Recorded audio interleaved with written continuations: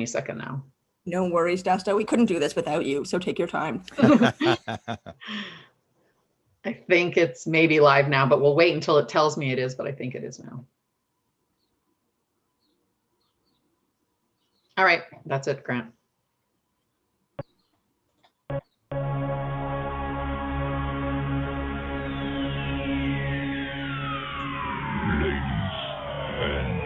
Gentlemen, may I have your attention, please?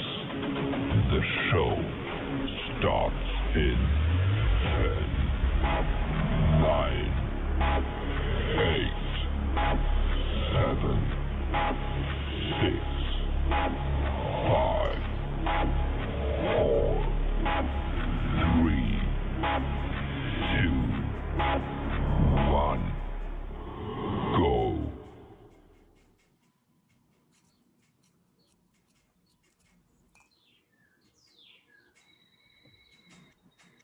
That's me.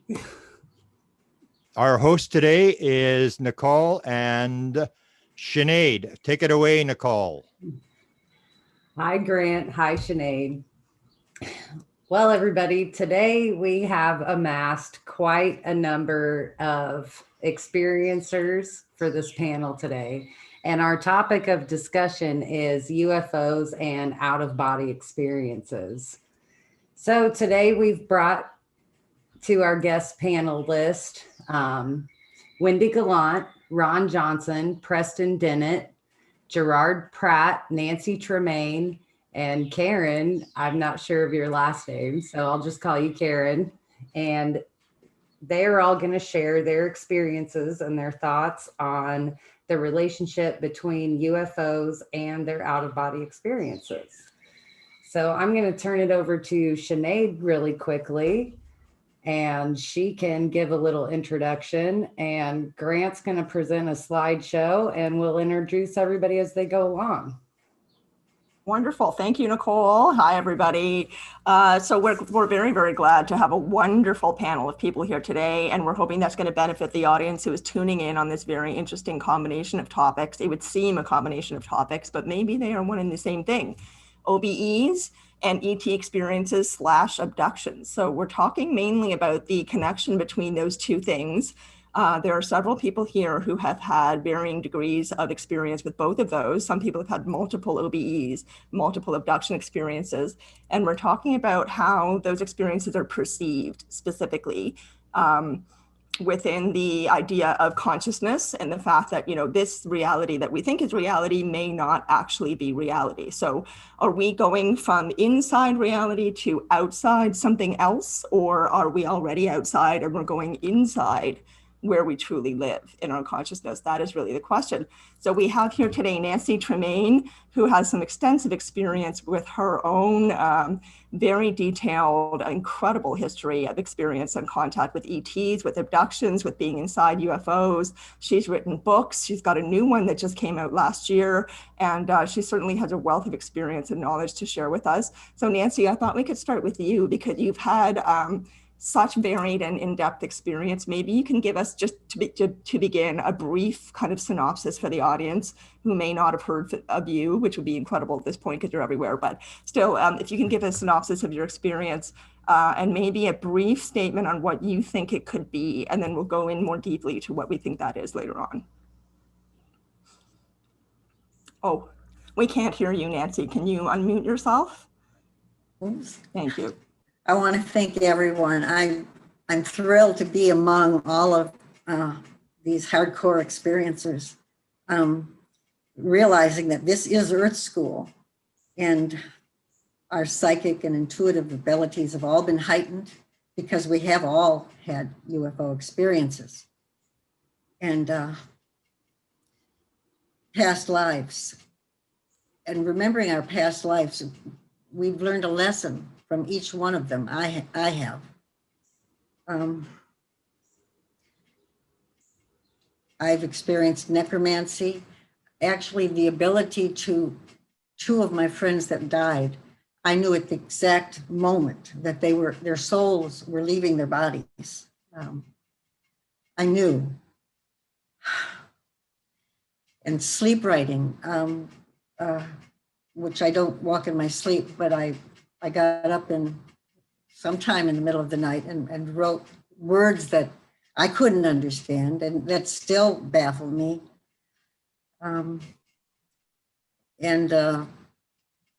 Well, should I read what I wrote in my sleep? Yeah, that's a key thing in terms of what this may be about. Yes. This idea of what's really going on. That's what today's panel was about, is what's really going on. Once we get past the fact that UFOs exist, what's really going on. So read that passage that you wrote during the night. This was November 29th of 2017, and I got up to my pad of paper and pen that I always have all over the apartment. I wrote, quote, "Realities or illusions are a part of the delusion we have created. We are living in a delusional illusion of our making. We are all players in this fictional theater we perform for our creators. A muse existing for our audience. The stage is set at birth and our performance has begun." Now I held on to this for 12 days before I sent it to Sir Grant and to Kevin Estrella. But besides these words, I had drawn a circle next to these words. It was my handwriting, so I knew I'd written it. It was scribbled all across the pad, not in the lines. And I had written words of consciousness, sound, energy. And I was made to understand that this circle depicted the womb that gave birth to humanity. And then in quotations, I had written the words, "the what is," and I understood the what is to be God or the cosmic mind.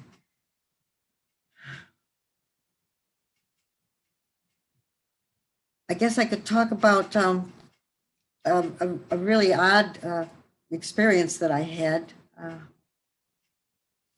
On August 12th, 2018, I had gone to the Buddhist monastery here in Battle Creek, Michigan, and spoken.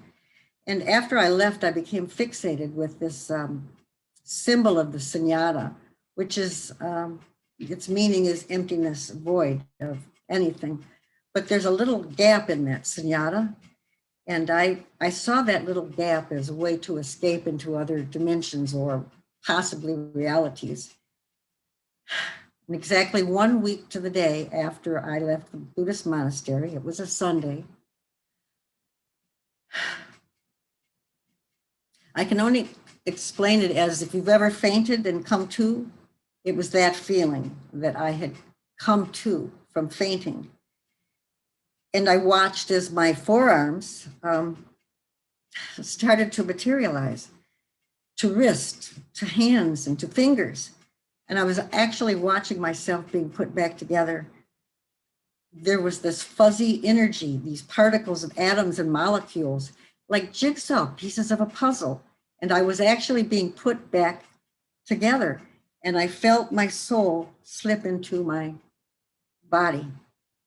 And I saw that my hands were gripping my steering wheel at the 10-2 position.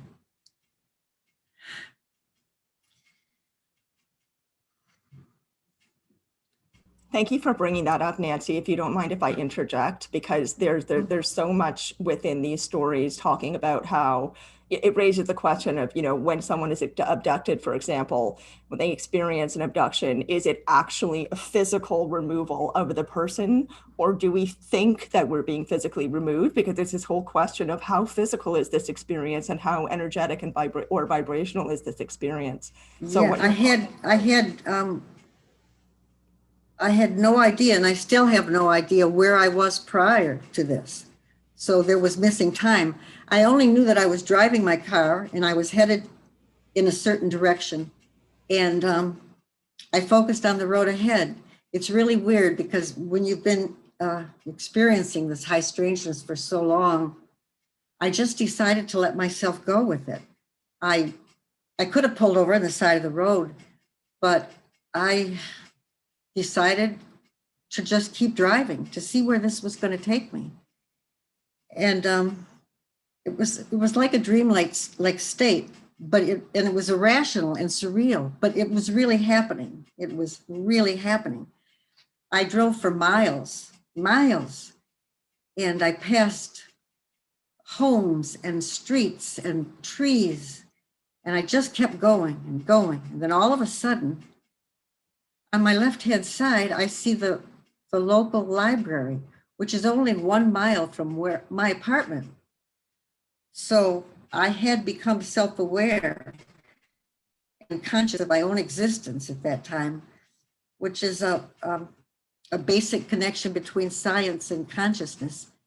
And I call that a samadhi experience. And past lives.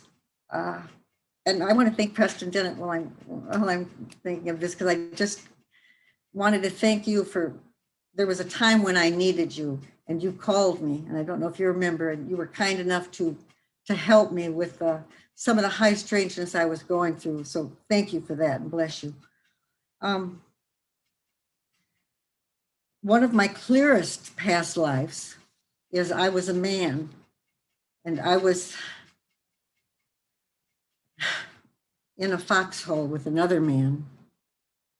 And next to this foxhole was a makeshift wooden hut that we had built for shelter.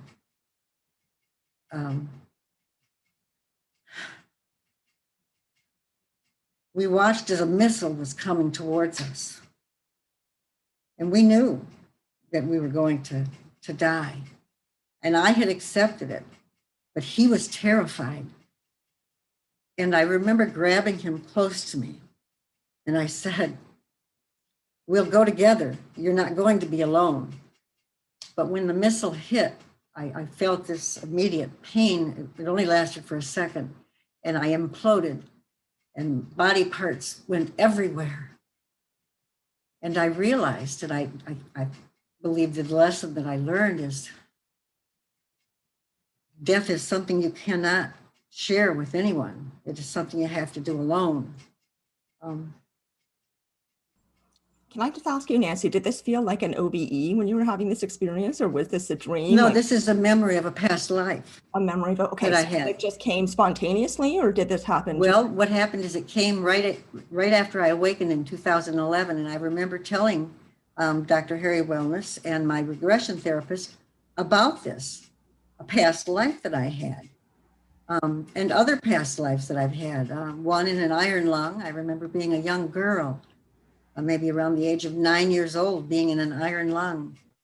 And I even told my mother about it. I remember the smell, the musty smell, and the loneliness and the fear that the electricity would go out. You have to think of that every second. And I told my mother, I don't know if I'd seen a picture or what, but I said, I was in that. I was in an iron lung. And she said, don't you think I would remember? I'm your mother. And I said, it was in another life. So I've always been aware of past lives. I have other past lives too that I remember. And I believe that the people that are put in our lives each time are the meant, I call them the meant to be's, and they're all put in your life for a purpose. Let's go to Preston. You mentioned Preston. Let's get Preston, because he's written a book on out-of-body experiences. So Preston, jump in here and give us maybe 5 minutes of your hour-and-a-half lecture on what do you think is the importance of the OBE in terms of the UFO experience. Yeah, thanks, Grant. I started having OBEs really precisely around the same time I started investigating UFOs. I don't think that's a coincidence. They kind of came hand in hand together at the same time. I kept pretty quiet about the OBEs because I was pretty much busy with the UFOs, but was having lots of experiences, which really kind of started as a result of my mom passing away in 1984. She was only 49 years old. It was a real shock. I was a complete skeptic. of UFOs, life after death, ghosts, all of it. A couple of weeks, at the service, actually, for my mom, I saw her spirit as an apparition. Thought to myself, well, I am delirious with grief. I have lost my marbles. I didn't even think spirit or ghost. I just thought, wow, I am losing it. And it was not long after that, I started having a series of what I would call lucid dreams or pre-lucid, where she would come into my room, my mother, and I would wake up. I'd be like, wow, what are you doing here? I thought you were dead. What are you doing here? And she would just smile and kind of not speak so much, but say, everything's fine. I'm fine. I'm fine. And it kept happening. And it was very confusing to me because I would wake up for real after thinking I was awake. So this was kind of like a false awakening each time she came into my room. And I knew it was her. On some level, I knew it was her. The quality of her presence was there. It was her. But I couldn't reconcile it because there was no such thing as life after death. So I was really confused. And after it happened at least a dozen times, I started getting very interested in dreams, which led to information on lucid dreaming. And I thought, okay, this is what's happening. I'm having lucid dreams. But I'm still convinced it was her. And finally found Robert Monroe's book, Journeys Out of the Body, and picked it up. I'm like, wow, you can go out of the body, huh? This sounds a little scary. His book was very sincere and gave exercises on how to do it. So I thought, okay, I'll try this. I'm not sure I believe it. Sounds a little freaky, but definitely worth trying. And I did these exercises, which are basically just meditation, relaxation, visualization exercises. And to my shock, they worked. They worked really well. It didn't take me long, a month or two of doing them. When I had my first out-of-body experience, laid down one day on my stomach in bed. I was just feeling a little bit down and started feeling these heavy-duty vibrations, which Robert Monroe had talked about. He said, oh, you'll feel sort of mild electrical sensations. I thought, mild? I thought I was being electrocuted. I seriously thought I had stuck my finger into the electrical socket next to my bed and was being electrocuted. And this energy just became so intense, I popped out of my body, could feel it. I whooshed across my bedroom, through the hallway and into the bathroom, grabbed the counter, looked up at the mirror. No one was there. And I thought to myself, well, I'm doing it. I'm doing it. I'm doing it. I'm doing it. I was super excited, and it pulled me right back into my bedroom. I saw a man standing there, a short gentleman standing next to my bed. And I grabbed him by the shoulders and whirled him around and looked up into his face, and it completely blurred, so I couldn't see who it was. And I assumed a horizontal position over my body and plopped back in. Woke up immediately, and boy, did I feel good. I was amazed. I knew right then that there is life after death, that the out-of-body experience is real. And I was bound and determined to do this again. And I did. I would started having them very regularly after that. Next one was very similar. The third one was very scary. I woke up in the middle of the night standing next to my bed and finally oriented myself. I had a little bit of vertigo. I was quite confused and finally fully woke up and looked down on my bed and saw myself lying there under the covers. And I got this feeling of cold dread, utter terror, and realized I had died. That's what I thought. I'm dead. What have I done? I am now dead. So I dived back into my body immediately. Felt this weird sensation of filling up my physical body like water pouring into sort of a mold. And woke up, nearly forgot. I laid there for a second, wondering what the heck just happened, and remembered and became very happy. And just snowballed from there. I really doubled down on these exercises and meditations and started having first 3-second out-of-body experiences where I'd pop out, become overjoyed, and get pulled right back in.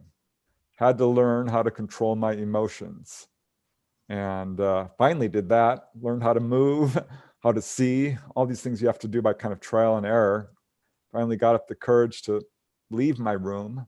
Can I ask a question real quick, Preston? You said, you've mentioned a couple times you had to learn this, you know, you had to teach yourself, or it was a process during it. What kind of time span are we looking at? I mean, so many people think, oh, I'm going to try something for a week and don't get any results and they give up. Like, how much work did you put into this? I was put in a lot of work. This is very much like learning to play a musical instrument, learning a new language. You really have to put the effort forth. And it started immediately. I mean, within 2 weeks of doing the exercises, I was having really strong dream recall, very intense pre-lucid dreams. And within 2 months, I'd say I had my first OBE. But it took me a full year to move these OBEs beyond 3 seconds, 5 seconds to a minute. A full year, seriously. I'd wake up in my room just flapping my arms, trying to move, and I couldn't do it. And my vision kept going in and out. And I really had to focus and meditate and center myself and breathe deep and try to just really get through it. But I did it. And after a year, I was able to extend it to more than a minute. And after 2 years, I would say up to 5 minutes. Started going outside the house, exploring the neighborhood. And after 3 years, I was starting to get really good at it. This would happen 4 or 5 times a month, usually on weekends when I could sleep late. And Can I ask a question? I want to go to Ron, but just to get everybody to get their initial impressions in. But do you think there's a connection to UFOs with OBEs? I do. Like I said, I don't think it's a coincidence that these things happened at the same time for me. And having talked to a lot of people who are having UFO experiences, many of them have astral travel experiences. Yeah. Many of them are taken on board UFO astrally and physically, or will even have an out-of-body experience while on board the UFO. You can go out of body and visit ETs, UFOs. I've done that. So there is absolutely a connection. The ETs are trying to wake us up to the ability of astral travel. I think that's kind of what happened with me. Beautiful. And probably most experiencers. So yeah, it just snowballed from there. Beautiful. Now you had a contact with your mother. Let's go to Ron Johnson. You had probably the most dramatic story I've heard of talking to your mother, where LB, the being that you're dealing with, actually takes you to visit your mother. So talk about how it started with you with the fear again, that where you suddenly found yourself out of your body, and what do you think the connection to UFOs and OBEs is? Okay, with me, my first OBE encounter was back in 1975. It was very scary. I thought I had died and gone to hell, to be honest with you. And then it kind of quit after that. And the connection didn't come until later, until I started having my encounters with LB in 2008. And they, I believe personally that it's a, oh gosh, how do I say that? It's an extension of your consciousness into what a human, into what you're capable of doing, because it's not just OBEs, it's other things, telekinesis, and the list goes on and on and on. But another thing with the OBEs and my encounters, especially with LB, is there's it's like a time paradox. There's how do I say this? There's it's almost like time don't exist. It's what seems like while you're having these OBEs, you don't know if it's lasting for hours or 10 minutes or what. And it's hard to grasp. The only way I can describe it is you need to practice. You need to do it and experience it for yourself. But when I started having these encounters with LB, that's when my OBEs really started to expand. And at first, just like what Preston was saying, at first, it's very, very hard to get used to them. With me, it was real simple because I'd be out working in the yard and I'd get so tired, not only physically tired, but mentally tired. And I would usually come in, flop down on the couch or onto my bed and just fix my eyes on something, a picture on the wall or whatever.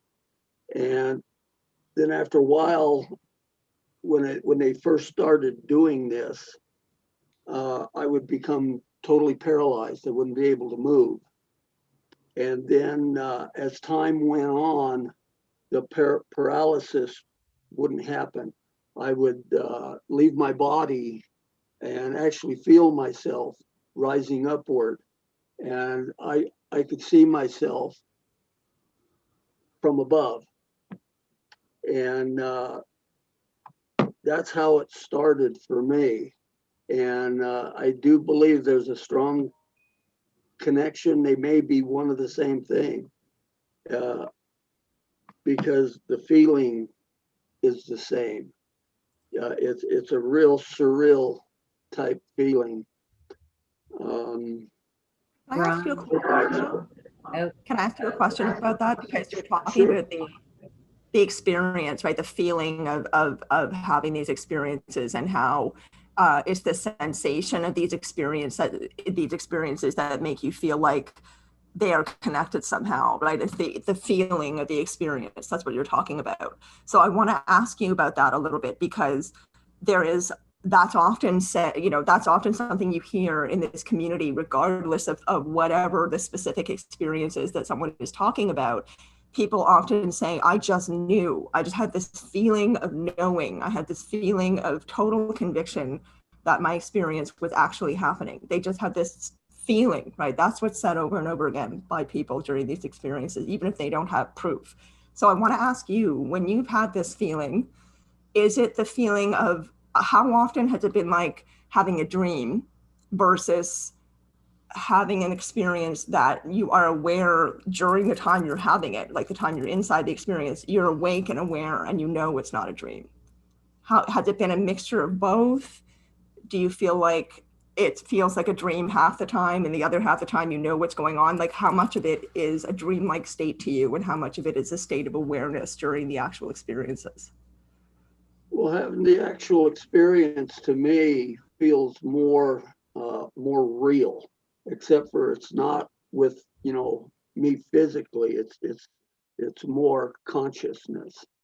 And as for proof, I came in one day from working real hard out in the yard and flopped down on the couch as I usually do, and I left my as before, I could feel myself rising out of my body. And when I was up above looking down at me, I was thinking of my sister. She had just moved into a new apartment in Seattle, Washington. And I had never saw her apartment before. And I was thinking, this would be kind of neat to go see that and see what it looks like. And so it was like the speed of thought. I was in this strange room. It looked like an apartment. It had a kitchen counter, a living room. There was a couch in there, and there was all kinds of boxes and plastic totes stacked up. And so I started kind of floating around, looking at different things. And I went into the bedroom, and my sister was asleep in her bed. And I really had a bad feeling that I shouldn't have been there. I was intruding. So I said, I need to go back to my body, and everything turns a fuzzy white, and I can feel a sensation of moving. And then I find myself back above my body, which is laying on the couch, and I enter back into it. Now, the things I saw, I called my sister the next day and was talking to her. And I described what I saw lying on the kitchen counter. I described her coat I bought for her a couple of Christmases prior to that, laying on top of boxes. I described what was in the living room, the bathroom, her bedroom, and she says, you hit it spot on, pretty much 100%. So yeah, I do believe there's more than a connection. I believe that it's actually a part of your conscious growing, and these entities are teaching this to you. Thank you. Thank you. I'm just going to hand it back to Nicole really quickly. Nicole, do you want to ask Ron anything before I move on to the next person? I think you had a question for him. It keeps, my questions keep getting answered. That's like the wonderful thing. But I do want to point out that we are seeing a few similarities in the stories that people have shared so far. You know, there is this feeling of, or that shared feeling between UFOs and this out-of-body experience. So I guess a question I would like to throw into the mix for everybody who gives their testimony is, when did you first make this connection that there were these similarities? Like, what made that click for you? Was it experiencing the UFO first and then the out-of-body experience, or was it kind of like an aha moment of talking to other people who had experienced the same thing? So just to kind of keep it in mind. But I think we're going to pass it on to Jared Pratt, and he's coming to us today from Liverpool, UK. And I think he's going to share some of his experiences and his. Hi, I've just unmuted myself. Can you hear me? Yes. Yep. Oh, that's a good start, isn't it? Yeah, well, for me, it's been, I mean, a bit like Preston, but I was, we've had this conversation before. As a child, I had some visions and I seen a craft. And then, you know, when I was 18, I was in the army, and that's when I had my first OBEs. And I was flapping around like a bird, didn't know what to do. And then it went on for some years, but moved on some years later. I was took from my bed by an angelic being. And that was an OBE stick. So he took me down the stairs by my hand. And that was quite shocking. But when I touched him, I felt a oneness with the universe. So fast forwarding from that, it really starts for me about 10 years ago. Now, I was having experiences, a wide variety of waking up and seeing documents and numbers and football scores. And I was waking up out of body. So there was no vibrations or anything like that. I was waking up. So it was a sleep-induced. So I was waking up in strange places, doing strange things, flying around. But I started waking up in an apartment. I don't know whose place it was, but I was learning to move, learning to spin, put my hand through walls. So it was like a training package I went through. And that happened about 3 times. I don't know whose apartment it was. I was looking through the wardrobes. I could see the telly on down the corridor, the TV. And I was just learning how to move. And after that, I started progressing, tripped across the Atlantic to the pyramids, to Greek temples. It really was a fantastic thing. And then I started visiting deceased relatives, my grandparents, and I went to visit them. But the point I wanted to make, for me, a lot of the experiences were like shamanic. It was guided. So I wouldn't decide where I was going to be. For example, I'd find myself at the end of my grandparents' road, and I would know exactly where they were, and I'd make my entrance, have tea with them, drinks, and then I'd go back to the window I came through. So this went on for quite some time, these wow experiences, until I sat down and I read William Buhlman's book on out-of-body experiences. So when I read William's books and Robert Monroe's, I started learning. I wanted a wake-induced experience. So I wanted to lay on the bed and have an experience without losing any, without going to sleep. So a wake-induced experience. And it took me I'd say a lot quicker than it would have been pressed. And it probably took me about a couple of months. It took a while. And then one morning after work, I came in and I was adamant it was going to happen. And I laid there for about 6 hours. And eventually, the vibrations came over the body, and I went out of body through the roof, seeing the timber through the ceiling, into the street. And that was the first wake-induced experience. So I had a few more wake-induced. And it was a wow. That was the moment I knew we were eternal beings, that there was life after death. There was nothing to fear. But quickly, I had so many experiences following that. And for me, out-of-body experiences, when you have them, other things follow.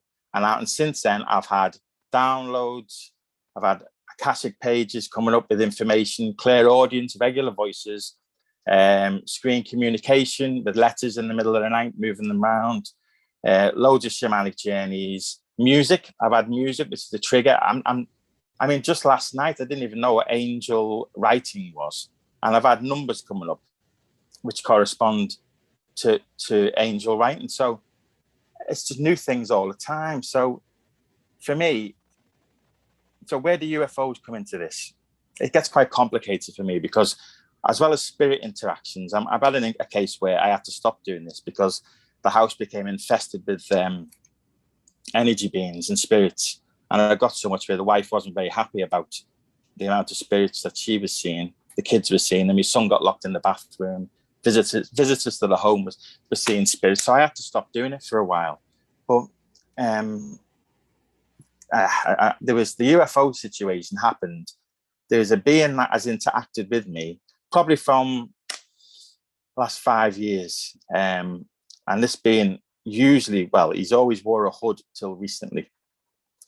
And when I had my UFO encounter where I was taken on board a craft, at the end of the experience, this being was stood in the corner. And I'm trying to work out, was he with them or was he not with them? So he's got a lot to do with this. And when I seen his face for the first time, he revealed himself to me. He looks, I'd say, like a hybrid. He's got a certain look of an ET being. I'll show you a picture of him actually. And that's what he looks like. But he's got blue eyes. So for me, it's transition now. So we've got UFOs, we've got a being that looks like an ET, which I thought was a higher being.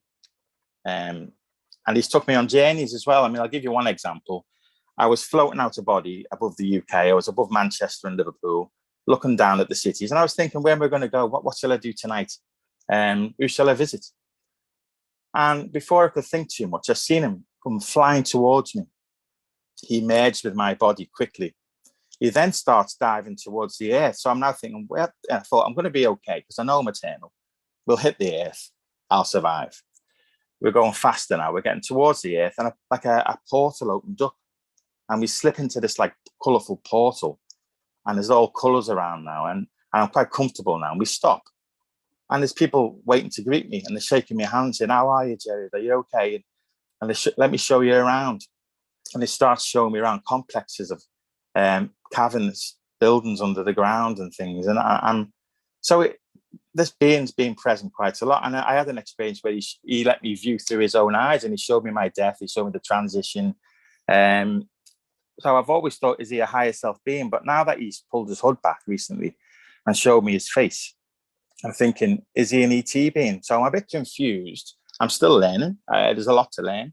You know, I've been chatting to Preston Dennett. I mean, I'm quite funnily, I was giving him advice until he told me he had a book on the subject. And I thought, how stupid am I?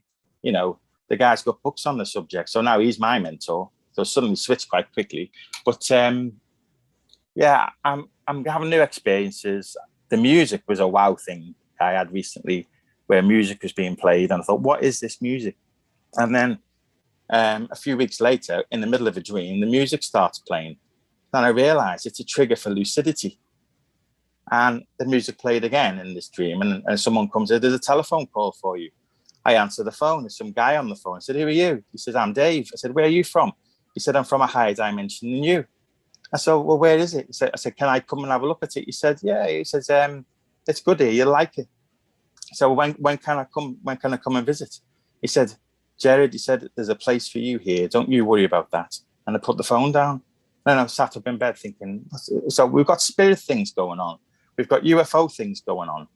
So OBEs, it opens a doorway wide open. And I think they can interact with you more. It's very right brain, as we talk about.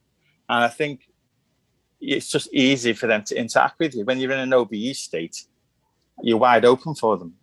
I've had negative experiences. I've been strangled. I've been punched. But I've left myself wide open. And as I said, we've had an infestation in the home, but we've got through that now. And onwards and upwards. So, new things happen. I don't know what they'll come up with next. They show me different things. But not to complicate things even more, there's another 3 beings involved here who have told me that they're light beings and they're my real guides. But we can talk about that later. I'll give somebody else a chance to talk. Okay. Thanks, Gerard. I actually just want to remark on your experience from a personal perspective, because you and I have been communicating for about a year, maybe over a year now. You've been very generous sharing your experiences and your journals with me. Yeah, I've got nothing to hide. One of the things that makes it fascinating is that your experience is expanding to include other people in your life, like people who have come to your home, have experienced funny things, your family members are experiencing more and more things. So it's interesting that many of the people, yourself included, in this community have that experience of being a kind of antenna or a magnet for this to happen. Maybe it's a contract, an agreement we made in a previous lifetime to have this happen. There are lots of theories about why these things occur, but that it does seem to radiate outwards to other people in our lives sometimes. Definitely. So I'm going to bring this over to Wendy. Wendy is a fellow Ontarian Canadian. Karen, who's up next, is also a Canadian. Karen's in Winnipeg. Wendy is here in Toronto alongside me. Wendy, I don't know if you've had the experience of your own, journey of high strangeness and the paranormal sort of energetically expanding to include other people in your life, but certainly your own understanding of it has expanded, and you've started doing some really interesting work on your own with regard to psychic sight. So we wanted to ask you about that, about your own personal experience, and also the work that you're doing with psychic sight, which is in some ways very connected to the OBE experience, right? The ability to send the mind outside of the body. The consciousness is not glued to the physical. It's able to travel and perceive from outside of our physical form. So please do speak to your own experience and the work you're doing. It is really, really exciting and fascinating.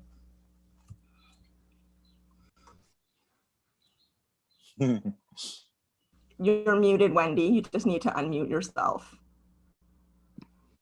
Okay, I'm unmuted. I'm having difficulty with my internet connection, so if I leave you unexpectedly.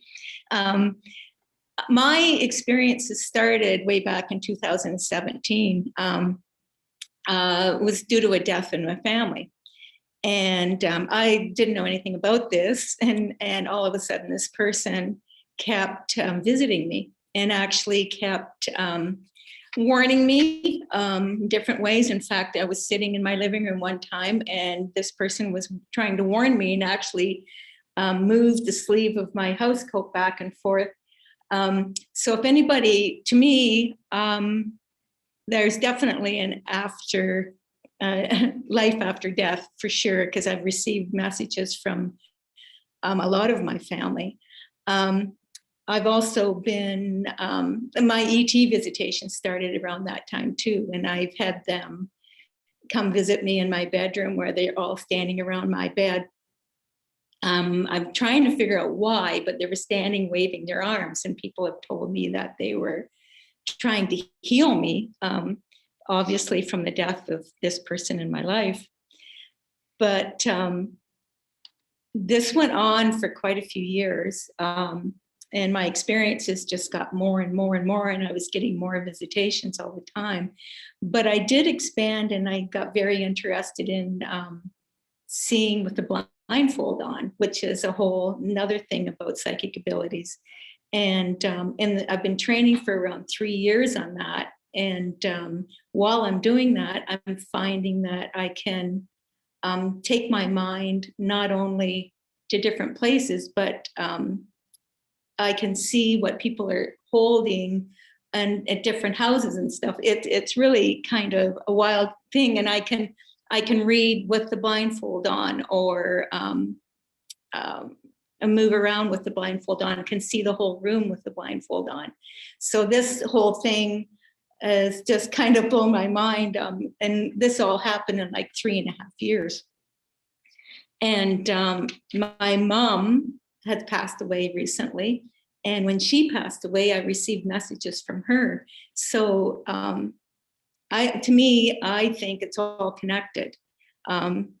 My out-of-body experiences have come with just sitting there meditating, getting ready to do my practice with the blindfold. And this is when I went into my friend's house in another country and described what her apartment looked like. Right after that, I was in this ET ship, standing there looking out at the earth with the panel of the spaceship in front of me. And it just all these experiences just keep building up and building up. I've had them visited me, and I don't understand this part where this tall, shrouded person visited me and just touched me in the forehead, and I was pumped full of energy for like a month. I could hardly walk, I could hardly stand, my knees were shaking.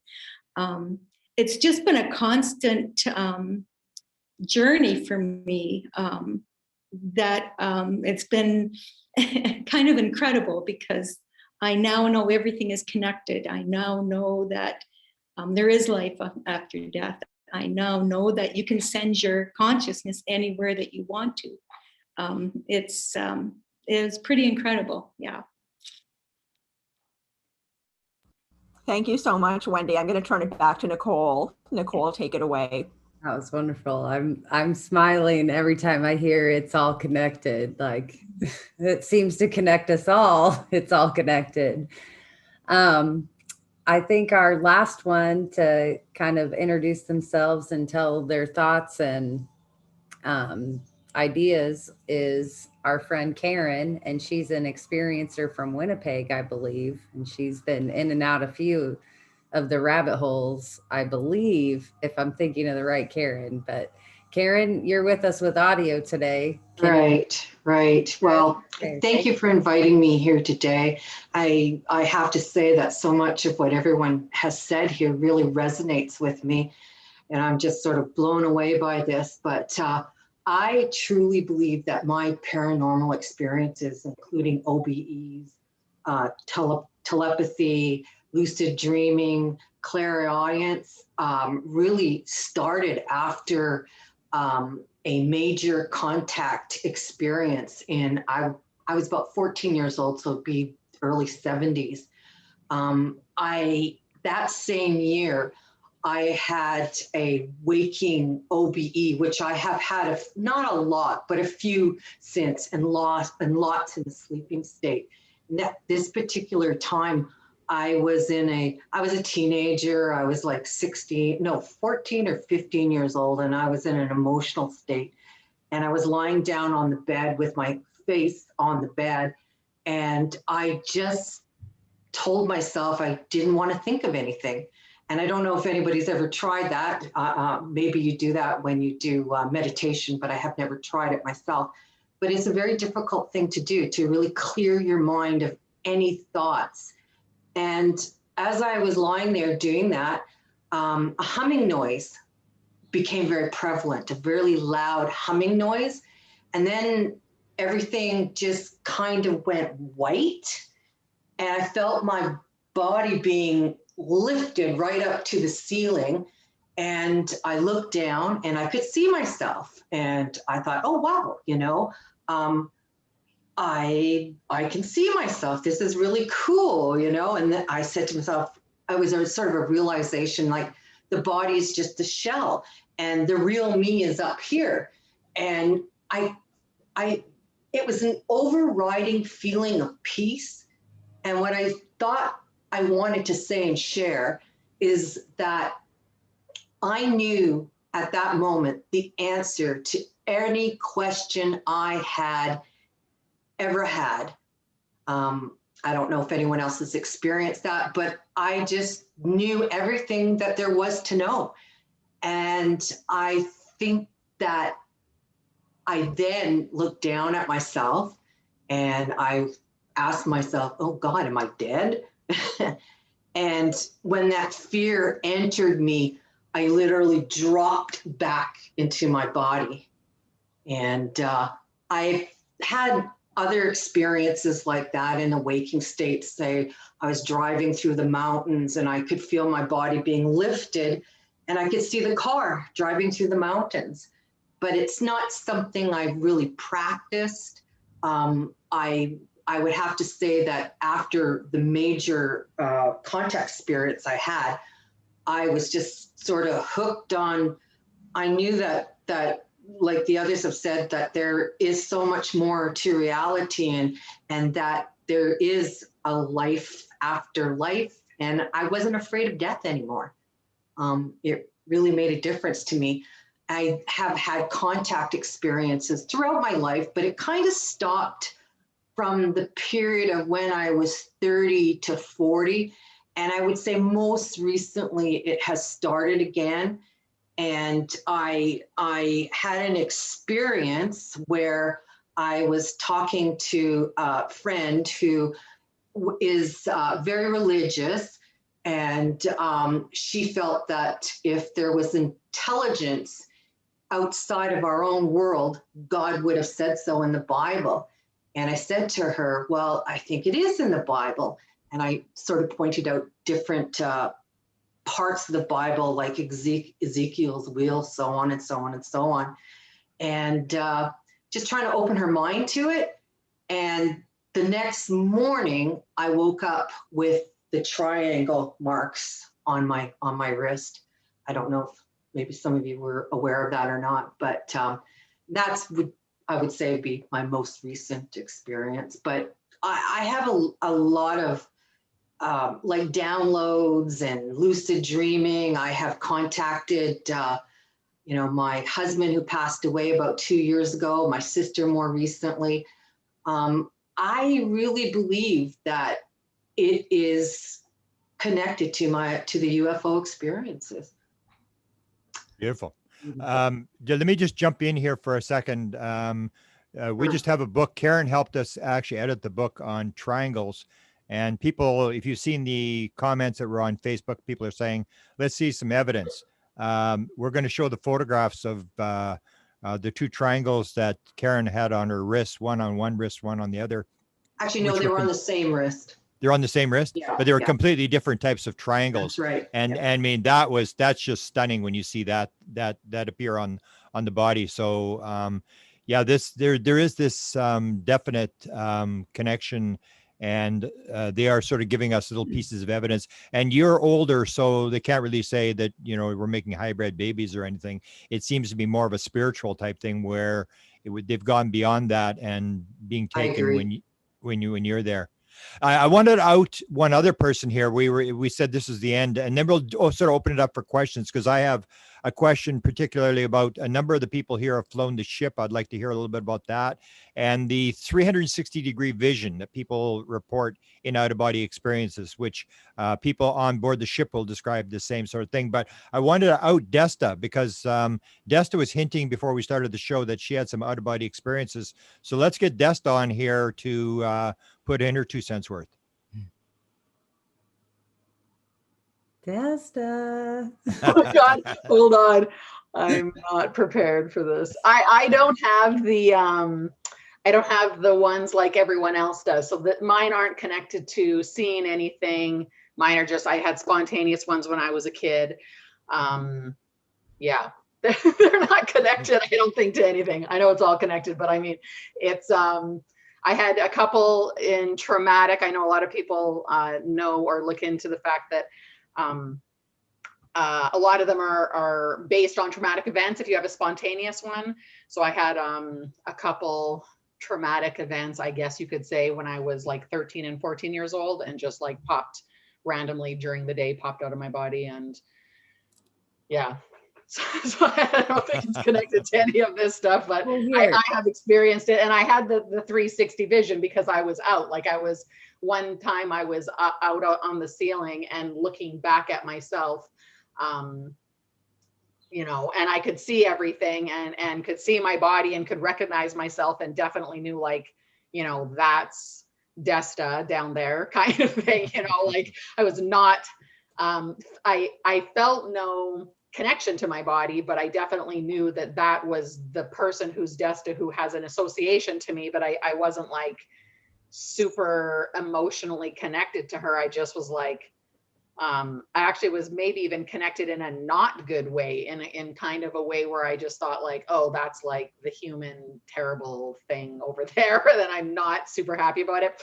And when I popped back into my body, I definitely felt like, oh my God, the most heavy, sluggish, you know, as compared to what I was feeling when I was on the ceiling, like looking at myself kind of thing, when it is 360 degrees and you just are like so open and a vast amount of consciousness kind of thing, and connected to everything. And then when it's just like the 3D body of the Desta kind of thing, was just like, I was not interested. And when I popped back into my body, I started bawling.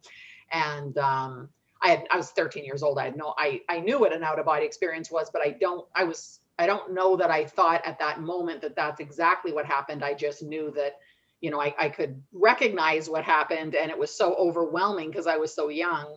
I just started bawling, thinking like, oh my God, this is the most horrible feeling ever, being trapped in this like meat suit kind of thing. You know, I don't know. I wouldn't have expressed it like that in those days, but of course. Berg. He's gonna Not Berg. Gonna go now.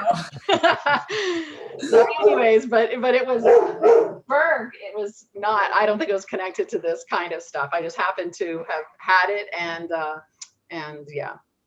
So let me jump in real quick, because I feel like I'm probably the noobest of the newbies here today. And I guess how I've pieced this together in my anthology is, I now believe I had an out-of-body experience that followed a head injury when I was 3 years old. And so I think I had this ability to pop out.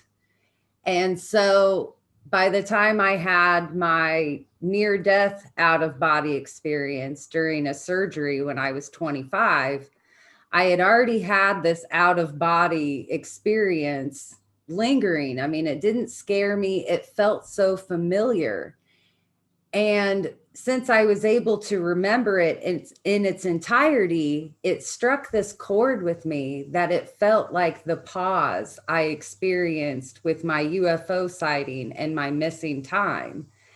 And all of these revelations kind of came as soon as I quit only chasing nuts and bolts, like trying to figure out that side of ufology. And that's how I came across Preston's book. And Desta, shortly after I even read Preston's book, I heard you give like maybe one of your first interviews ever. And you talked about certain meditation practices that you use. And you described this feeling of coming out of your body, or maybe a vibration. So, I mean, I got these little snidbits of things that I could try myself. And it's been so inspirational over the last 2 years, especially for me. So where was I going with this? Oh, the feeling of oneness. And Grant, you wanted us to kind of have everybody throw their 2 cents in on what was your last thing? Well, the question I had wanted to raise was this 360-degree vision, because what you see with the UFO thing is they're talking about, if you see what your friend Jim Peniston, when he had the conversation with Kit Green, he says to Kit Green, so what's going on here? Like, what are you doing? What are you bugging me for? What do you want my DNA for? And then Kit Green says, well, this is kind of like propulsion. He said, come on, propulsion. What do you mean? You think I'm stupid? I mean, this is not going to do with propulsion. You're talking to these experiences. He said, we're trying to figure out how do they pop in and pop out just as quickly. So the question I had, because I know Ron Johnson had flown the craft, and he ends up on the other side of the Milky Way looking back within 1 second. And hang on, let Ron tell that story. But yeah, and then Gerald, but I wanted to see if anybody else has flown the craft, because if you remember back to the experience with Ben Rich at Lockheed Skunk Works director, when he's giving this speech at UCLA, and then Jan Harson has had this experience at 9 years old with the UFO, and he goes to Ben. He said, Ben, I need to know, how do they get here? How does the propulsion system work? And he turns around and says, let me ask you a question. What do you know about ESP? And then Jan Harson says, oh, it means everything in time and space is connected. And Ben Rich said, that's how it works. And turns around, walks away, and gets his car and drives away. So that's this whole, why I'm so interested in this out-of-body experience UFO thing, is this actually as physical as we think it is? Do you actually are popping out, or is it all one thing where they're not really coming from anywhere? Almost like the Politico magazine, but this Brian Bender from Politico says that the US government did a study on interdimensionality, on the idea that they are actually from here, just a different here, and this whole thing. And that's what Kit Green was doing, this thing. How do they pop in and pop out? So that was where I'm looking at this 360-degree vision that people describe, this thing where they're flying the craft and they're this kind of stuff, where it starts to look like it's not as physical as we think it is. So maybe we can jump off on that and see who's flown the craft here. I think 14% in the survey, 14% of people have flown the craft. I'll start off here and say that as my learning how to fly the craft evolved and I was locked into it, hands down, it became like you go wherever you think. And I could see behind me, and you would go at the speed of thought. And I was always like, let's go to the beach. Let's go to vacation spots. Let's do that. But then I've never mastered this going out of body on purpose experience. But I can say with my out of body experience, that whole above the body perception was everywhere as well. And when I thought about it, that's when I could move it beyond, like seeing myself on the table. I moved it beyond, and that's where I could see my mother having a conversation. So it did have this like evolving kind of everywhere perception. And I felt like there were other things there with me. I knew I wasn't alone when I call it the in-between now. So okay. So let's go to Ron. You could take it Desta over. actually wanted to say something. She had her hand up when Nicole put hers up. Maybe Desta can speak. Grant asked how many people have flown the craft. And so I think we raised our hands for that. Yeah. No, I maybe wanted to go to Ron to describe, and Ron is actually, he's the inspiration for today's show. Ron has actually on his Facebook site done a 7-part series on his OBE UFO experiences, where he sort of spells this all out. But he was one of the people, and I think I've got 50 people who have flown the craft, and everybody says the same thing. You do it with your mind, and that makes it look like the mind is much more important. And that's why it ties into this UFO, this OBE thing, is we start to wonder, is this happening in a matrix state, or is this happening in the physical state, or what's really going on? So Ron, tell the story quickly, just a short version of the story of you actually flying the craft when they allow you to fly it. Okay, this was my very last encounter, physical encounter I had with LB. And it started out the same as before. I saw the beam of light, everything turns kind of a hazy white, and then I wake up on this craft, and LB comes over, and I'm up in a cubicle up on the ceiling, and he brings me down, And he tells me that it's time that you find out why this is happening to you. And so he tells me that I have been programmed from birth to fly this ship that we were on. Not one like it, but this one. And so he has me go over and sit down on this big plastic looking chair, and there's a console in front of it. And these symbols that I've been forced to watch all these years start appearing on this console. And then I asked Elby, I said, well, what am I supposed to do now? And he says, it's all inside you. All you have to do is whatever you think, the ship will respond. Wow. And so he says, what would you like to do? And I told him, I said, I'd like to go out into deep space and see the Milky Way galaxy from afar. And so he tells me, he says, that's what we'll do, but I want to warn you before we go, as close as we are to Earth, you're gonna, when we accelerate, you're gonna feel G-force, and it's gonna be unbearable. And he said, as soon as we start hopping the dimensions, then the G-force will go away.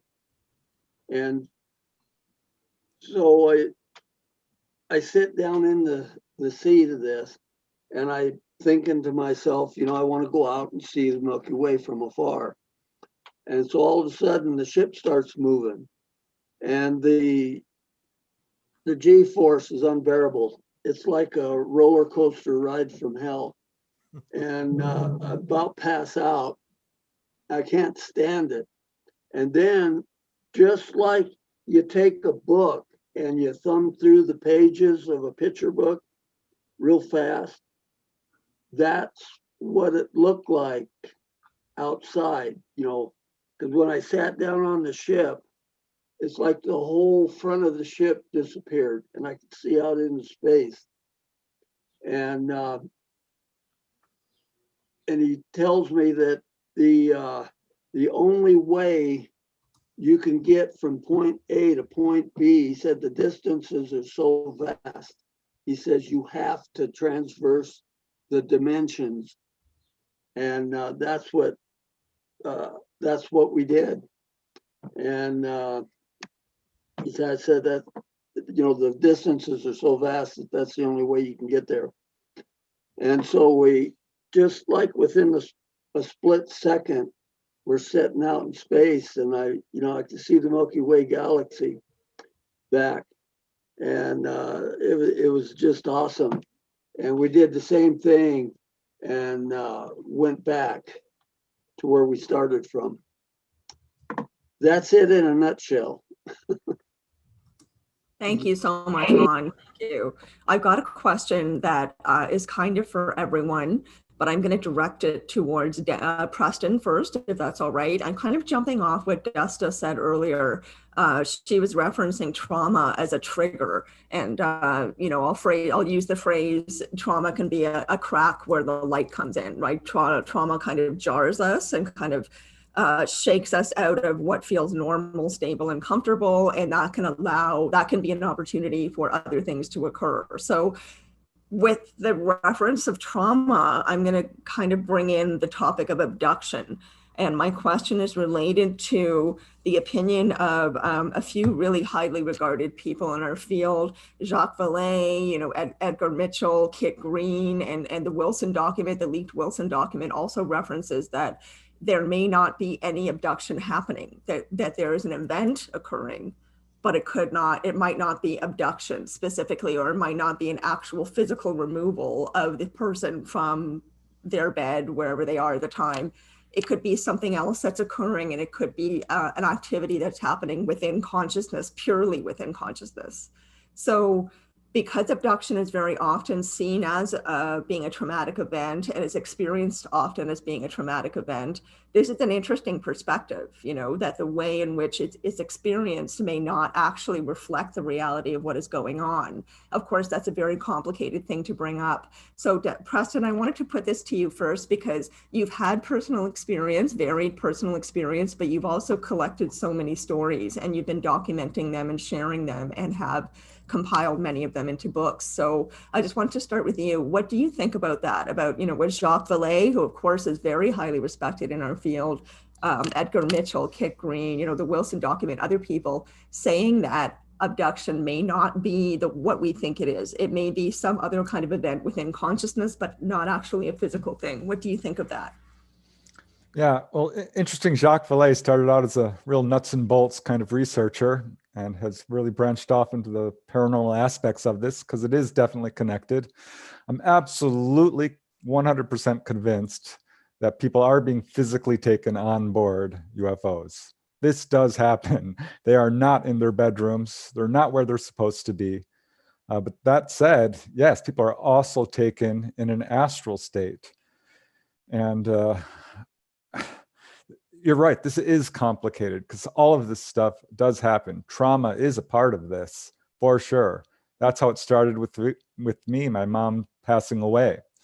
And when someone has an initial UFO experience, that can be very traumatic. And sometimes the ETs will do this in a way just to wake people up out of the denial that they have wrapped themselves into so heavily that they need a little shake up.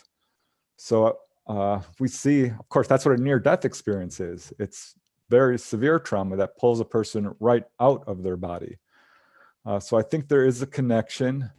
I am of the belief that these are separate phenomena that have very strong correlations and very strong bleed-throughs. But I also want to just backtrack a little bit to what Wendy said and seeing, you know, through blindfolds and, you know, vision, because I found that really interesting. Because I had an experience where I was lying in bed meditating and I thought, well, I can see my whole room, but I'm sure my eyes are closed. And I thought for a while, because this kept happening, that I must have very thin eyelids and I can see through my eyelids until I realized, no, what's happening here? Because vision is very peculiar in the out-of-body state. I had a lot of trouble seeing initially, but once you learn, you see an absolute pristine clearness. And yes, you can see three-dimensionally.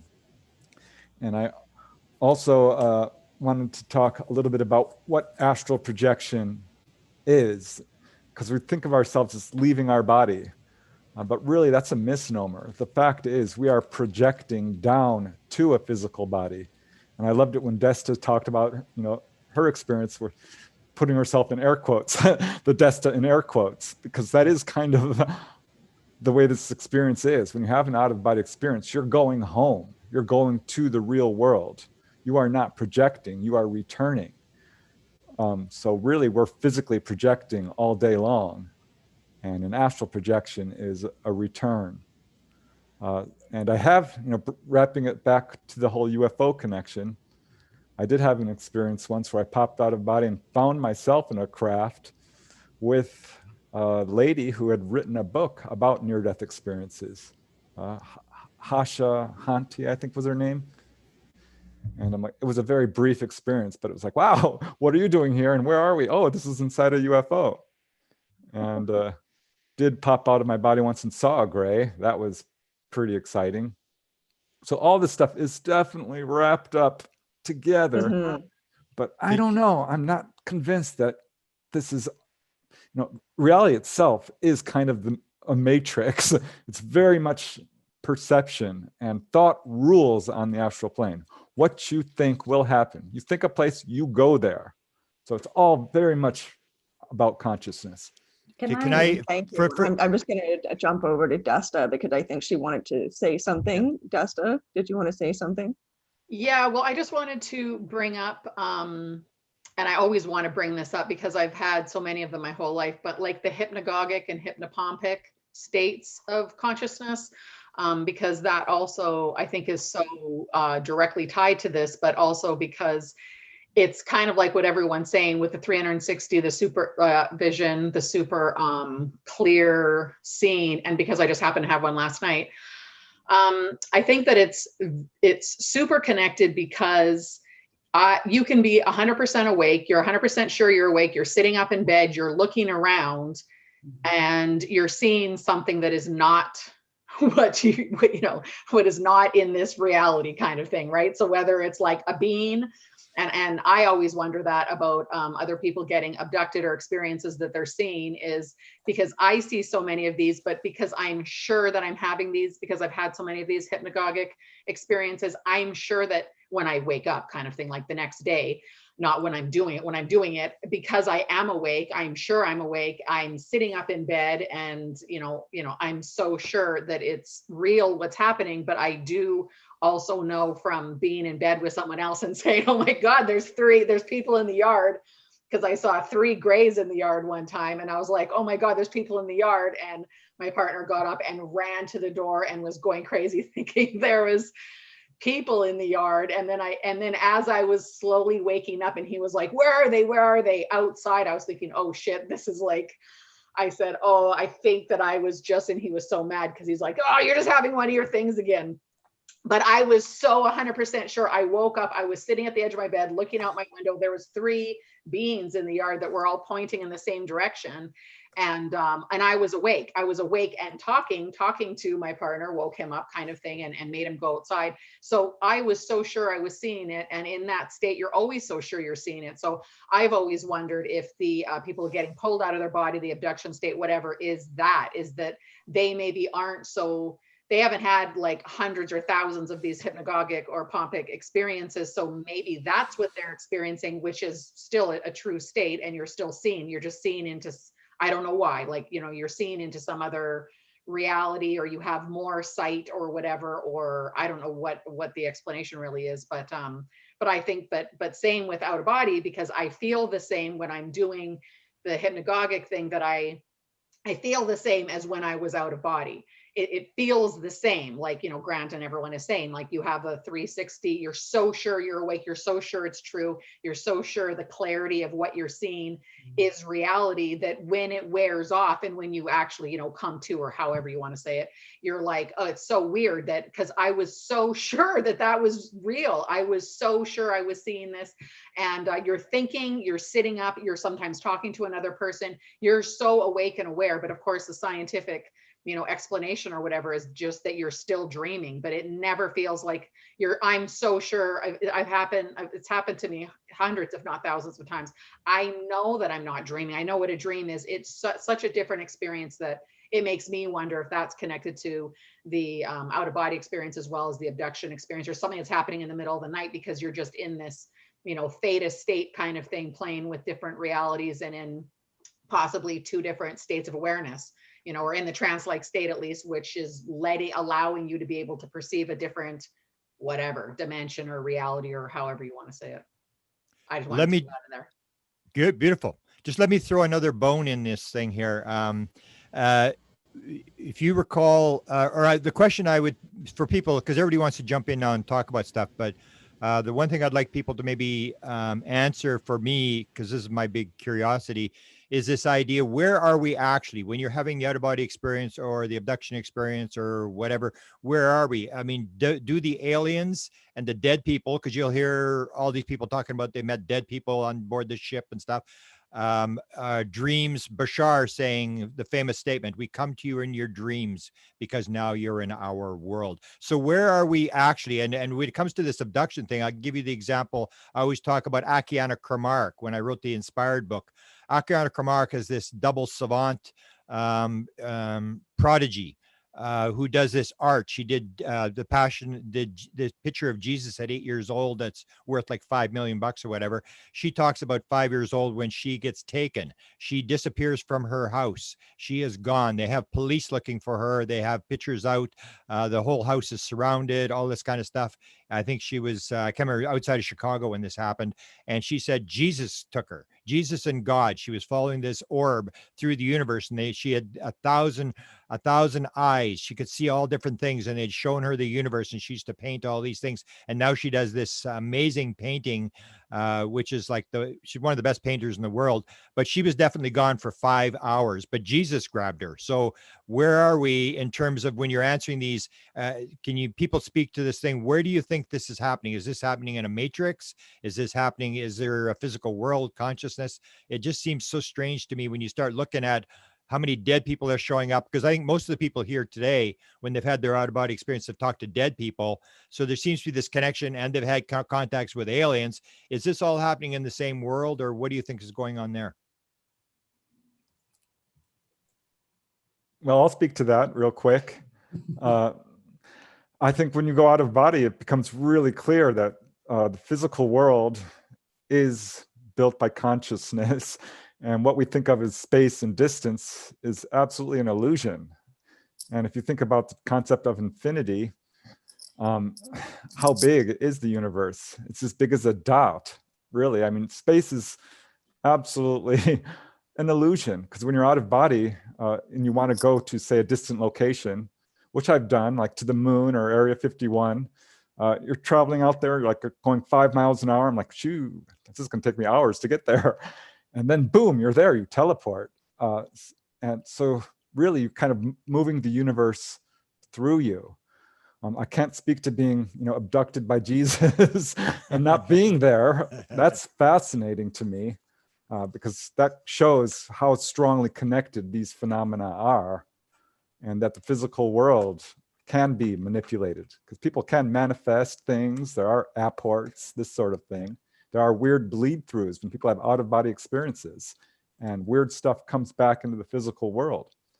So I think, yeah, my point would be space is an illusion, time is an illusion, and we're all really, it's all together. When you go out of body, the spirit world is right there with you. You just brought up apports and things coming through to our physical reality. So do you think when people are physically abducted, they're going to a different reality? Do you think that's where their physical self goes? Just like we receive apports or, a chunk from a craft or whatever it is.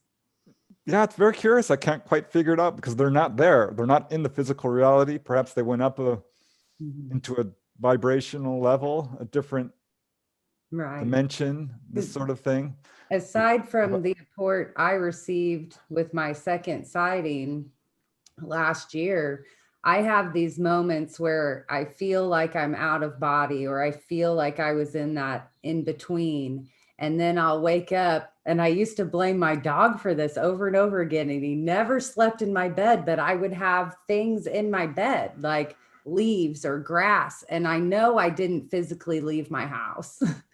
And so I felt like these things maybe came back with me. Yeah, we usually look at that as a sign of ET abduction, so to speak, but maybe it's something else. I'm one of those that I've never had that bad abduction experience. I've never felt like I was taken by beings. I've filed more in the I've been shown things category than I don't feel like I was ever physically taken. So can I maybe? I think Nancy wants to speak to this. Yeah, Nancy, I want to. Yeah, I would want to bring Nancy in as well. Nancy, in terms of tell people when you had the bad experience on board the ship, what Mr. told you in terms of how to think about it. And the second thing is that the being that you saw, Mr., you've seen three. First, you saw him as a reptilian, then you saw him as a human being, and then you saw him as an etheric, sort of an energy being. So the being itself is changing its actual structure. There is no real one type of physical structure. He can change to whatever he wants. Is that correct?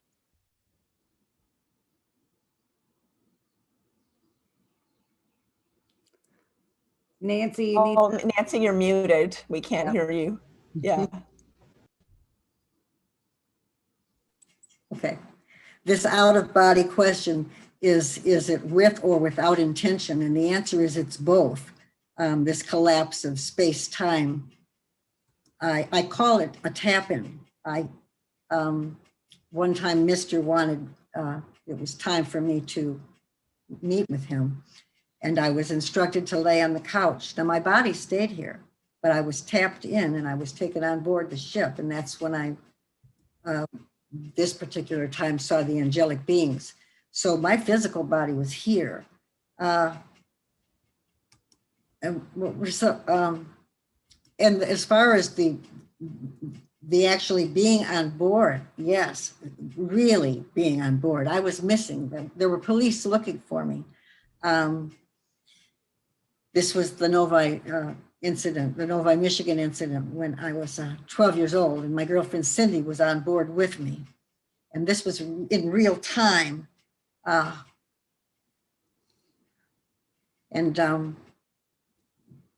You, Grant, you would want me to answer what he had told me. Mr. who was the pilot, as I saw it, looked just like a human.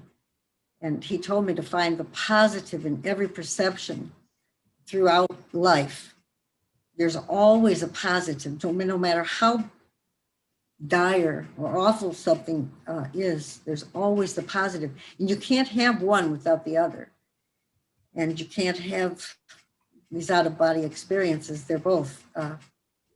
Because that's where you gave him the name. Remember, you put your hands on your hips and said, "Mr. Why did you let them do this to me?" And what did he say to you? Because you had a traumatic experience with the Greys, and you were the first American to encounter the Greys before Beatty and Barney Hill.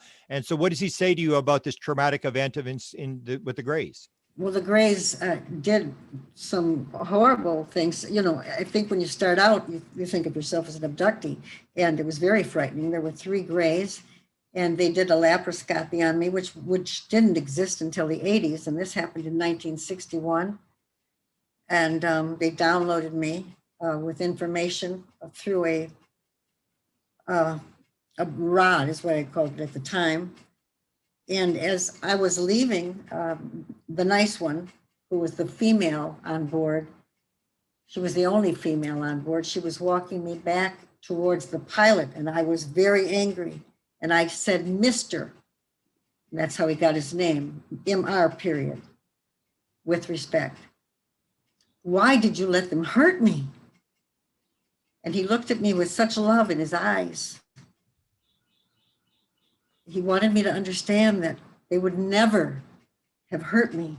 There was no pain. My pain was perceived. When I saw the needle going in my stomach, of course I perceived that as pain, but there wasn't.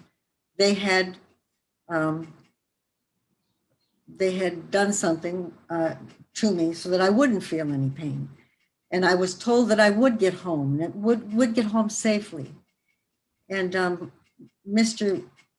was in human form at this time, and very loving, and like a father. And he was telling me, you know, throughout life, you're going to have a lot of negativity. And I want you to always find the positive in every predicament that you're in. So this is what I try to do and how I try to live my life. And the time that I was on board, through the tap-in, he was in energy form.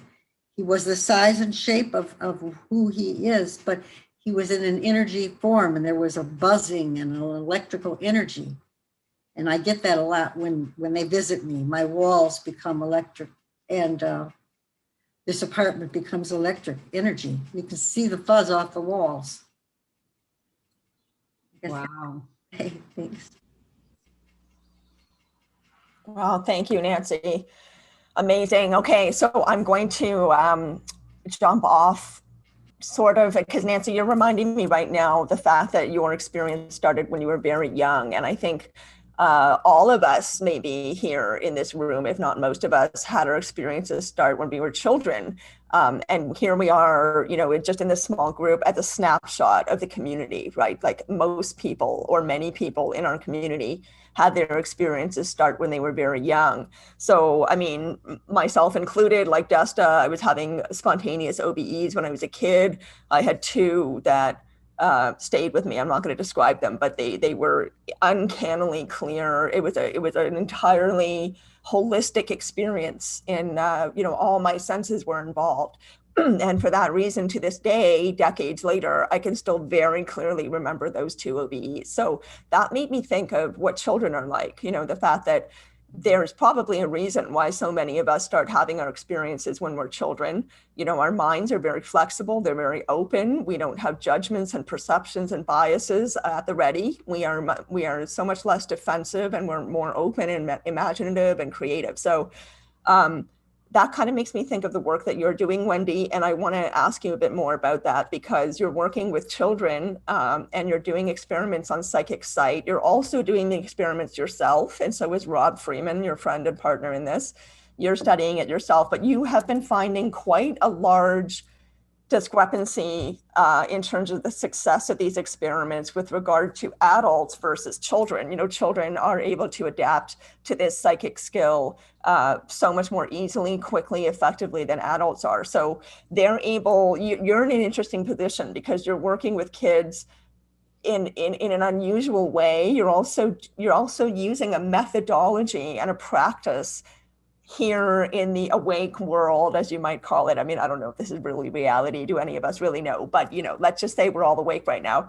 So you're working with children wide awake, in a room, doing these experiments, yet they're able to send their minds off to, in different directions and have their consciousness perceive of things that are physically in front of them. So I want to ask you to detail that a little more, but also if you could talk about the potential that this has for things like being able to intentionally have an OBE, being able to intentionally contact extraterrestrials, because we have this generation of what seems to be starseed children, indigo children, children that are being born now are different in some ways, many people say, than children in previous generations, and that could be for a reason. So all of this, as Preston was referencing, and all of us know that, all of these things are interconnected. So I was just thinking about all of this and how this connects to your work. Could you please talk a bit about the psychic sight experiments that you're doing and what the potential is there? Well, it's very interesting, actually. I just learned just recently about a young boy, and kids can see right away. You put the mask on them, they can immediately see. They can walk around and do whatever they want with totally covered eyes. Just recently, I learned of this little boy who couldn't read with his eyes. Like he wasn't able to read with his eyes. He puts the mask on and he can read with the mask on. That really blew my mind. And the father was just so excited. He said he couldn't believe it either, that this little boy could read. So our experiments is, I think with the young kids, they have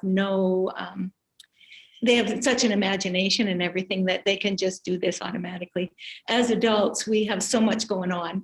We have all our bills and all that stuff. And it's really hard you have to calm your mind and relax and be open to it. You've got to believe that it's possible to happen.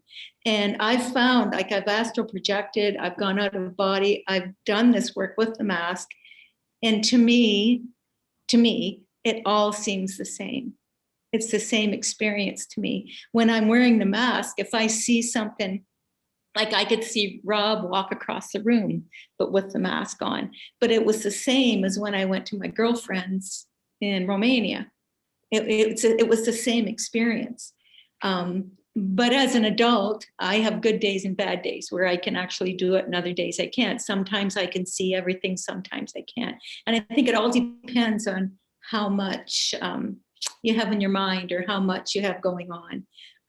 But you have to just clear it and do it. But it seems to be all the same to me. But can I ask a question real quick?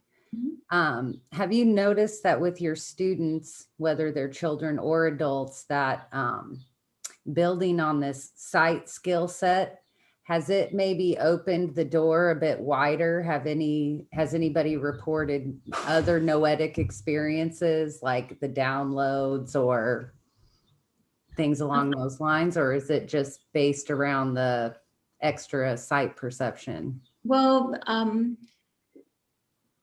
I know with InfoVision, they talk about growing new connections in your brain.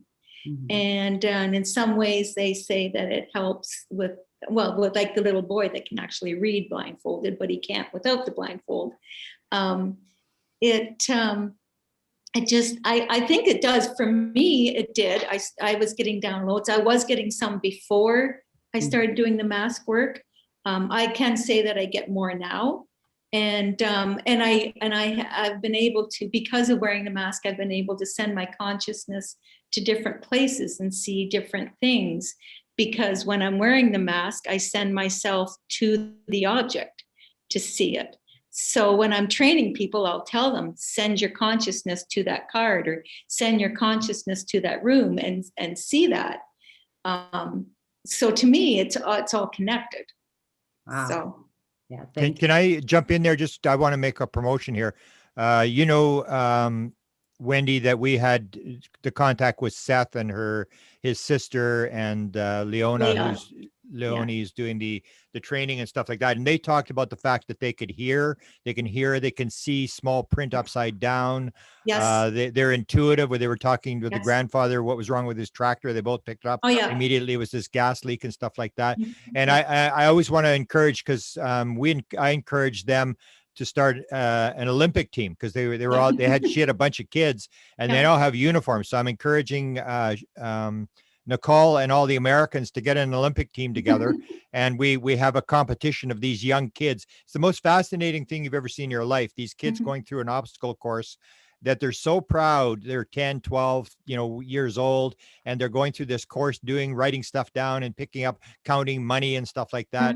It's I think it would change the world, but it sort of ties into this whole thing of what kind of potential do we have? And that's where you see what people are talking about today, this potential of being able to see things, fly the craft, see in 360 degrees, stuff like that. I think it's the same sort of things that are being discussed with the blindfold, that we are just missing a whole part of how the world actually works. And I know when I wear the mask, sometimes you were talking about hearing. When I wear the mask, if I don't see it, sometimes I'll hear it. Yeah. Like one time Rob put down credit cards and he said, and then he said, I've got 3 credit cards. I took 3 of them away and he said, which one did I put on the table? And I'm wearing the mask and I heard Walmart. And so I said, Walmart. And he goes, yes, it is. So it's like. Wow. Yeah. It's just crazy. Yeah. And Leona's kids are amazing, but most kids can get it. Most kids just, immediately get it. So. Wow, that is bananas. I just wanted to hop over to Jared for a second, because I saw him nodding his head maybe a couple of minutes ago. You were relating to something, Jared. So I just wanted to give you the opportunity to pop in. It was. I can't remember what it was now, but there's been a lot of things I've related to. I mean, Desta mentioned the body, and I don't look back at my body when I'm out. I don't even consider my body, and that may be why I can stay out for extended periods, because once you start considering the body, you're back in it. You know what I mean? So that's one thing. Someone mentioned teleportation, Preston. Yeah, teleportation is a big thing, and when I learned to teleport, the first teleportation I'd done was into space, and that was quite a shocking thing. And it was a case of focusing, and I closed my eyes and I felt movement. And Ron mentioned the G-force when he was flying the craft, and I felt the G-forces and movement. And then I found myself in space, and I was in space looking at the Earth, and I thought, I should be cold now. I'm in space, and all of a sudden a warmth came over my body. So there's an intelligence interacting in the mind. Other things, like you consider things that you want. For example, I'm asking beings to show themselves to me, and in the next night or two, they will. So you can make requests, and quite often them requests will come true. Like, for example, asking to get closer to spirit. My head hits the pillow, and then I sit up and I'm sat at a table, and I get a message to put my hands on the table, and a spirit being will be along shortly to hold my hands. I sit there, that goes dark. As it gets very dark, I panic and pull away and pull myself back to body. So things that you request, you often get. Yeah. That's another important factor. Let me butt in here real quick. I just thought of asking everybody who has flown a craft, what has your craft looked like? And Preston, I think in your presentation at MegaCon, I even heard you say you made a craft appear, like you've manifested a craft. So I'd like to hear everybody's opinion or correlating thoughts. The craft I fly, which was hard for me to correlate with my UFO sighting, was I don't see a craft. I could see like fuzzy edges, like I know I'm in something, but it's completely transparent. So I would just like everybody's craft. Well, my mate, still on? I may as well tell you my craft while I'm on. Well, for me, I had the downloads first, and Ron mentioned symbols. And I know other contactees like Tress Blair, who I speak to quite regular, she had symbols, right? So I started getting downloads, and they were downloads of symbols in 8-second bursts, and it was repeating for about 20 minutes in the hypnagogic phase. I'd wake up and it's to see the symbols flashing from one to another. Have symbols? Will you just raise your hand? How many people get symbols here? Okay. Well, these symbols kept coming, and anyway, that was prior to the craft experience. I had no idea what these symbols were for, but they're very intelligent. There's always a reason why these things happen. And it was a couple of weeks later, I had the craft experience. Now, I'd just like to stipulate it was out of body. My ears have just gone then. That's another sign of communication. So, I mean, I go to bed. I've only got an hour and a half sleep because I'm up for work very early. And I had my head is the pillow. I'm out of body. I'm stood with a group of people invited onto the craft. Somebody comes and tells us to follow her. She had long grey hair, tied back, red flight suit. Follow me, she said. So I just followed. I'm a bit shocked, but I'm out of body and I'm in control. So we got the craft was, I'd say it was a typical, I would say a Adamski looking a craft with windows. Nothing fancy, fairly large. We went on board up the ramp, and somebody placed a hand on the panel and the craft took off. So I'm watching now. I'm looking out the window. We go up. I can see the city around, the lights, and I'm sort of edging. Can I fly the craft? So I'm putting my hand up. Can I fly? And she said, "Yeah, you're next. You have a go." So she hands me this laminate card with the symbols on. So I'm now looking at the symbols. I place my hand on the panel. I read the symbols, and nothing happens. I'm quite disappointed at this stage. And then she said to me, "Have another go." She said, "Have another go. Don't panic." So I read the symbol, and I remember one of them was a bird. I remember a few of the shapes. So I'm holding the panel. I felt I'm not supposed to stat. I felt something, and I connected. I knew I was given permission to the craft to connect with me. So then I done what the other bloke had done. I raised the craft probably a few hundred meters, went a bit higher, turned the craft round. I could see 360 degrees all around for miles, absolute miles, anything I wanted to see. And I thought, shall I whiz off here? I thought, I feel like I'm comfortable. I could whiz off here and go, for a bit of I thought, no, I'm going to get in trouble. So I landed the craft and everyone was clapping, and it was funny because the next thing I'm on a couch, a sofa, as you people call it. And I'm in a hangar and I can see the craft through the window still. And I wake up on this sofa, but the being I mentioned previously, the hide with the hood, he was stood in the corner. The other human looking in the flight suits was stood in the other corner. So I'm now thinking, what's he doing here? Is he watching over me? Is he with them? I had no idea. And telepathically, I said, "Come closer, don't be afraid," to him. And before I knew it, he was stood over the top of me. And all I seen was this black glove coming towards my head. And he placed his hand on my head. And someone mentioned before the oneness, and I felt it once before in a visitation. And he placed his hand on my head, and it was as if I just had morphine put into me. It was a suddenly universal oneness, and it was amazing. And I was so relaxed. I initiated an OBE, which I was already in a note. And so my awareness shifter fell through the sofa into the room below. And I was now thinking, right, I'm going back up there. I'm going to sort this out. I want the cure for cancer. I want this. I want that. I was making my way back. And then all of a sudden I got pulled out of it by my alarm clock going off. And I was really disappointed, and I was driving to work fuming. thinking I was so close. But yeah, that was a basic idea of Maya. There's more to it than that. Yeah. But the important thing for me is the being was there with the hood again. So I'm still trying to figure out, who are you? And a couple of weeks ago, I was having an OBE flying over, and I seen 3 who were hoods up, stood by a lake. And I thought, I better get away from here. I'm going to fly the other way. So I started flying in a different direction. And I looked, and he was coming behind me. And he caught up with me, and he was level with me, and he pulled his hood down.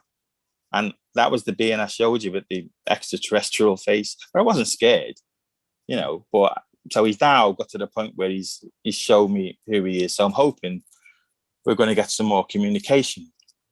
But I think the voice I get a lot of the time is actually him anyway. I mean, for example, I had one experience where I flew up into the sky and I said, God, give me your best advice. What is your advice for me? And it said, you know, Jared, in that voice, you know, like, Jared, do unto others as you would have them do unto you. And then I wake up in the bed, you know. And so this voice I get quite a lot is, it's probably him. I don't know. So yeah, I just wanted to put that in there. But that was the craft experience. But just before I go off this, a few weeks later, now a lot of my OBEs I don't initiate. I do some of them, and some of them I find myself out. They're the guided journeys. So I find myself out of body on the rear of the house on the decking. So I thought I'll go for a nice evening flight. So I fly off. Not this time. I get stunned. I get stopped midair. So I'm now stuck. I think this isn't right. Who's holding me? I'm on a tractor beam here. And the voice comes through. The voice comes through in the ear. The same voice, Jared. They want to see you. So I'm thinking, oh no, son, you aren't seeing me. So I attempted a teleportation to Jupiter. Mm-hmm. I don't know why, Jupiter. Just someone to get away. And then I ended up, I don't think I made the teleportation on that occasion. I woke up. So again, I'm kicking myself thinking, give me another chance, you know. So I will get another chance. But it's a case of, that's how I shouldn't have pulled away from that. I should have went with it. But I just started thinking, you know, abduction and greys, but that wouldn't have been what it was anyway. You know, they were quite civilized. I think for an astral projector, they're a bit more civilized. You go to them. It doesn't, you know. And the question before about abductions, that's a difficult question to ask about physical abductions. But like Preston, I do think there are physical abductions, and I think there's non-physical. And obviously, I prefer the later myself. But yeah, so that's all I wanted to add. Preston, have you flown the ship, Preston? You know, I don't think so. I can't say that I have, but Nicole's comment really kind of struck a chord with me. Like, you don't see any walls, or it's like everything's invisible. I hear that so often from experiencers. They say it's like being inside this UFO. When they're in the pilot seat, it's like Wonder Woman's jet. The walls just completely disappear. I know I'm not like in a chair, and I know like everybody talks about these panels. I know I place my hands on something, and it's almost like my feet are even locked into a place too. But from that moment, it's like I'm one with it, whatever it is. But ever since I heard you say you manifested a craft, I was like, well, am I supposed to pick what it looks like? Like, is that a step I don't know about? Like, so. No, I think you're doing just fine. It's definitely very much connected to consciousness. People who fly these craft do it, you know, with their mind. Yeah. And so I think that's what's going on here. I was also struck by how you call it the in-between place. Yeah. Because I approached my sister once, and she was out of body. I could tell it was her, and I'm like, hey, you know you're out of body, right? And she says, oh yeah, I'm in the in-between place.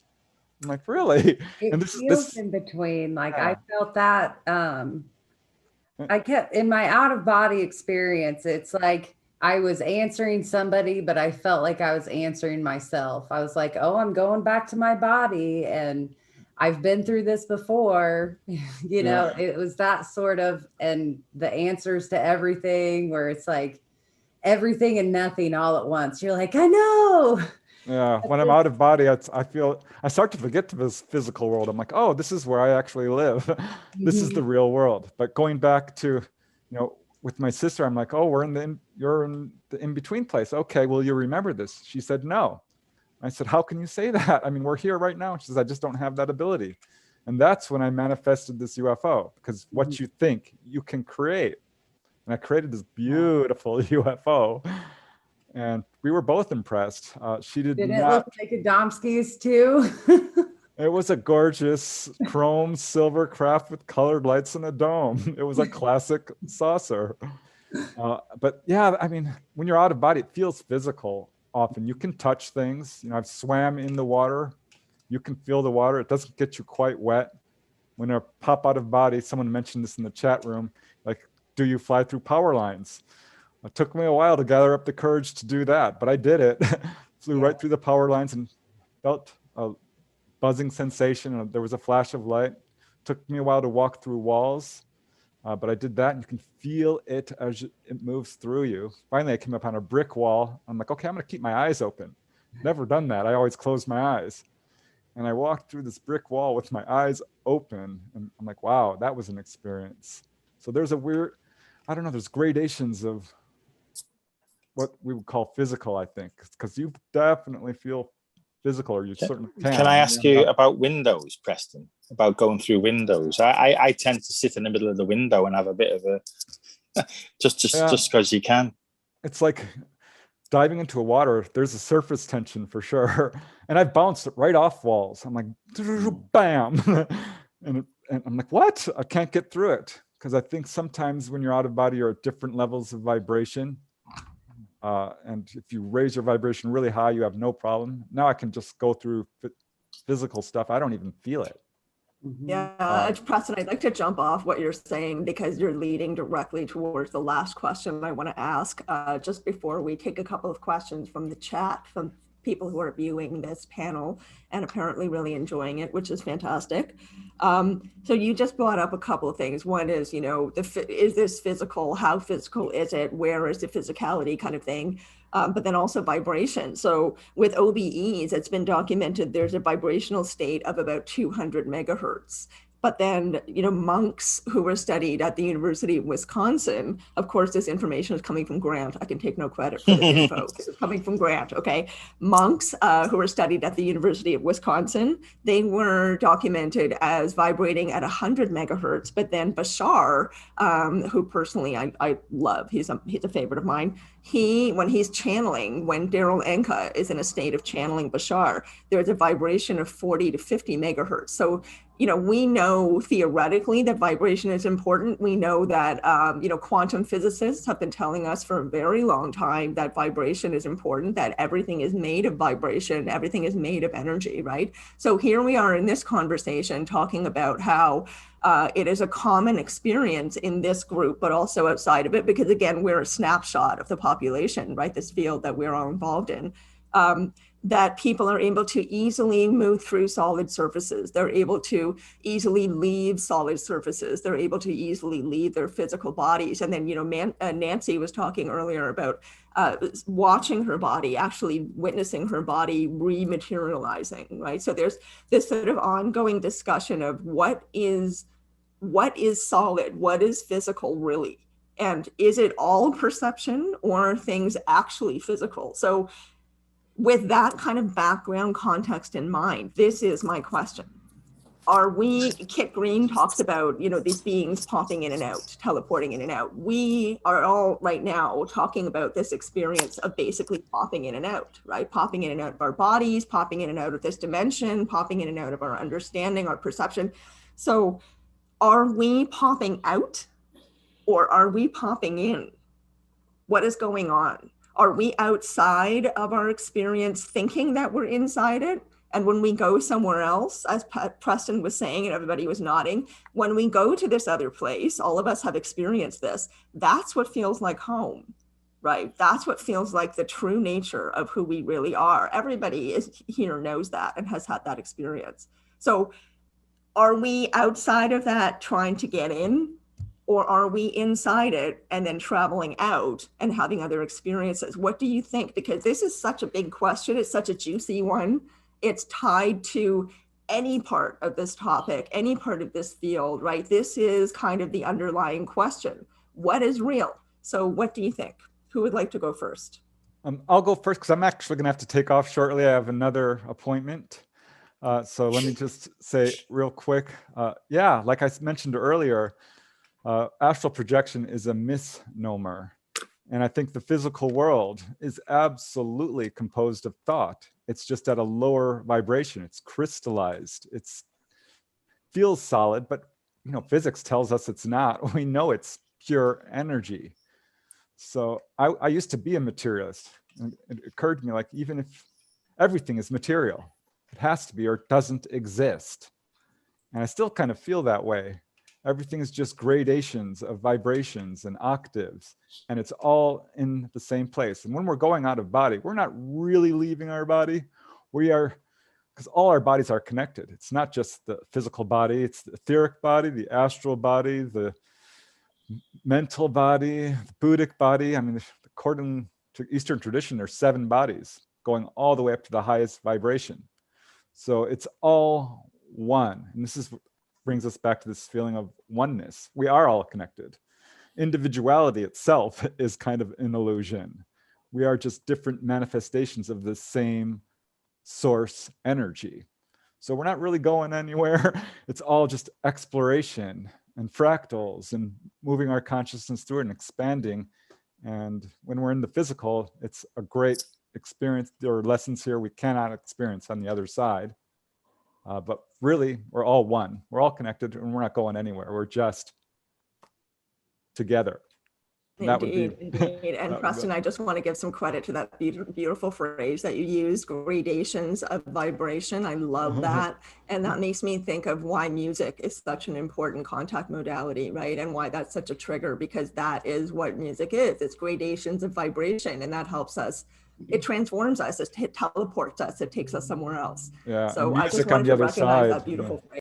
Yeah, music on the other side is so awesome. The colors, oh, I just can't describe. But yeah, I do have to go. I'm so sorry, guys.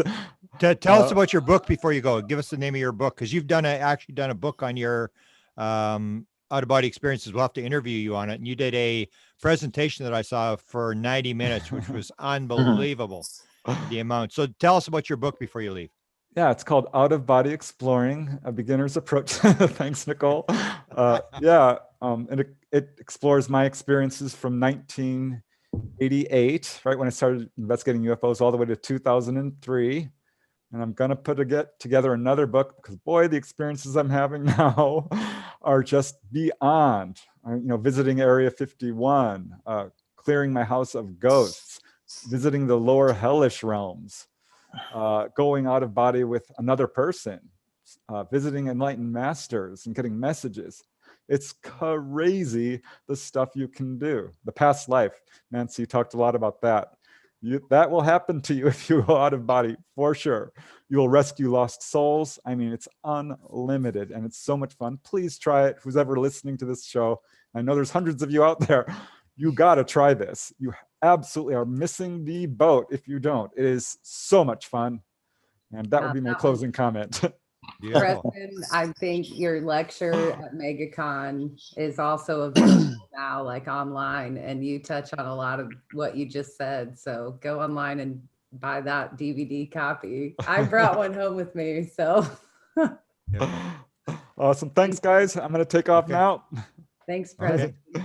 And Ron, you haven't jumped in a while. Let's let you. And Ron has a book coming too. Ron, talk about your book. Oh, he's muted. There. Got it. I had to click the button. Yeah, I'm writing a process of writing a book. I'm almost finished with it. I just got to figure out how to put it together, though. I'm going to call it A Million Miles. Well, walking a million miles. Wow. About my abduction experiences and other paranormal aspects associated with it. Hopefully it'll be out soon.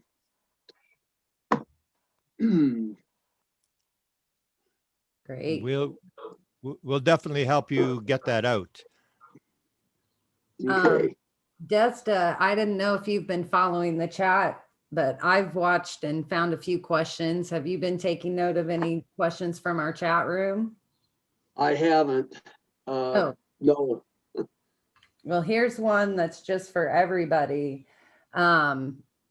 There's a question where people are wanting to know that with your out-of-body experiences, have you ever been able to go into another body? Or is another body always a past life? With me, I have never been into another body, but I don't know if I should go into this, but vivid dreams, I believe vivid dreams are also a part of this phenomena. But in dreams, I have had entities, grays, take my soul out of my body and put me into different animal bodies. And they told me that I have to experience this. And that's the only way I, just in a vivid dream. Wow. Can I add something to that? Please do, yes. Yeah. Well, the only time I've been into another body, I mean, the being I've described is the hooded being who's now not hooded because he's obviously pulled his hood down, and hopefully it'll stay that way. He allowed me to view through his eyes. I mean, this is just a little nap I had in the chair, and when I opened my eye, well, I didn't actually open my eyes. I was seeing through his eyes, and I was looking at his location, and I could see through his mind, and there was a hologram of the earth was shown to me, and he said to me, your life to me, Jared, is about 2 weeks long. He said, he explained the transition. He said, you will die. He says, it will just be a transition of energy. He said, don't worry. He explained a few more things about it. It'll be like when you go on holiday, you make new friends, and then you say goodbye at the airport. It'll be like that. He says, nothing to fear. And that's what he explained to me. But yeah, I was viewing through his eyes and seeing through his mind. So again, I was quite privileged to have that experience. So the being who was on the craft as well, and he took me to the inner earth, and now he's flying alongside me, pulling his hood back, and so I feel like we're getting a bit closer, and I'm hoping I'll get more answers off him. But like all these things, it's when they're ready, they will. You can't force these things. But like we said before, it's they will decide. We're here because we're supposed to be here. We're exactly where we need to be. That's how I understand. Can I ask a question? Because Ron had this. I think you had the same thing. Ron talked about when Elby said, when he saw you in the hospital, he said, next time I come, I'm taking you home. Do you think that the beings have a part of a process in our lives going from one life to another? Do you think they follow us between lives, or is this just a one-time thing? Are they part of the process of living and dying? Well, go on. You go ahead. Oh, I'm sorry. Go ahead. I didn't mean to. No, go ahead. Start, Ron. Go on, Ron. I believe that they are a part of your whole entire existence. Past lives, future lives, they're there with you 100%. Yeah, I believe the same. The other guides I've had interactions with have been told that, well, they told me that I'm an ascended master, and he's told me he's an ascended master. He's quite malevolent at times, but they've been with me for many lifetimes, is what I've been told. And this isn't the hooded being, this is somebody else. Is this where the whole past life, future selves, higher self, primal self, we're part of a continuum, aren't we? Future, everything now at once. Is this where this comes into definitely play? I'm nodding because it's true. We're part of a continuum of energy. He wants to talk to you. Nancy wants to jump in as well. Nancy, go ahead. One of the messages I was given early on is no matter what form we are in, our consciousness is always our consciousness. It goes into every life, past life, present life, future life. Our consciousness is always our consciousness. And this is early, when a lot of people aren't going to graduate. We are. But And I forgot to say something else that Mr. had told me that was so important when I asked him why they allowed the beings to hurt me, about love. He told me that through love is the only way that we can perceive our as positive. And I just want to put this in here. When Werner von Heisenberg was dying, he said to Karl von Weizsäcker, quote, "It is so very easy. I did not know this before. I see now that physics is of no importance. The world is an illusion." Beautiful. I often jump to this Eastern way of thinking of seeing Shiva and Shakti, that dance of Shiva and Shakti, and everyone around us. And I think it was mentioned earlier too, that golden rule that applies. And sometimes with these scarier experiences and the abduction scenario, it almost makes me wonder, based on perception, if we need to be able to feel that fear or that pain to be able to see it and be empathetic in others so we can recognize it. So beautiful, Nancy. Thank you. Thank you. Desta, you're smiling. Do you want to jump in with anything? No? How about you, Wendy? Why don't we put forth some of the questions from the chat? I think Nicole, and you collected a couple of them earlier. Do you want to start with those two? I asked one before, if anybody else wanted to add if they've ever been out of body and gone into another body. So Ron shared his animal experience. So I think I can move on to the next one. Go to the next one. Yeah. They're wanting to know if anybody has experienced a wall of light before an OBE or a vortex or both. Yeah. Go. I was just going to say, we've had massive orbs and balls of light in the home, and the wife came in. My wife, Margaret, came into the bedroom while I was sleeping, and she said she'd never seen such a massive ball of light, like a beach ball size of ball of light that lit the whole room up.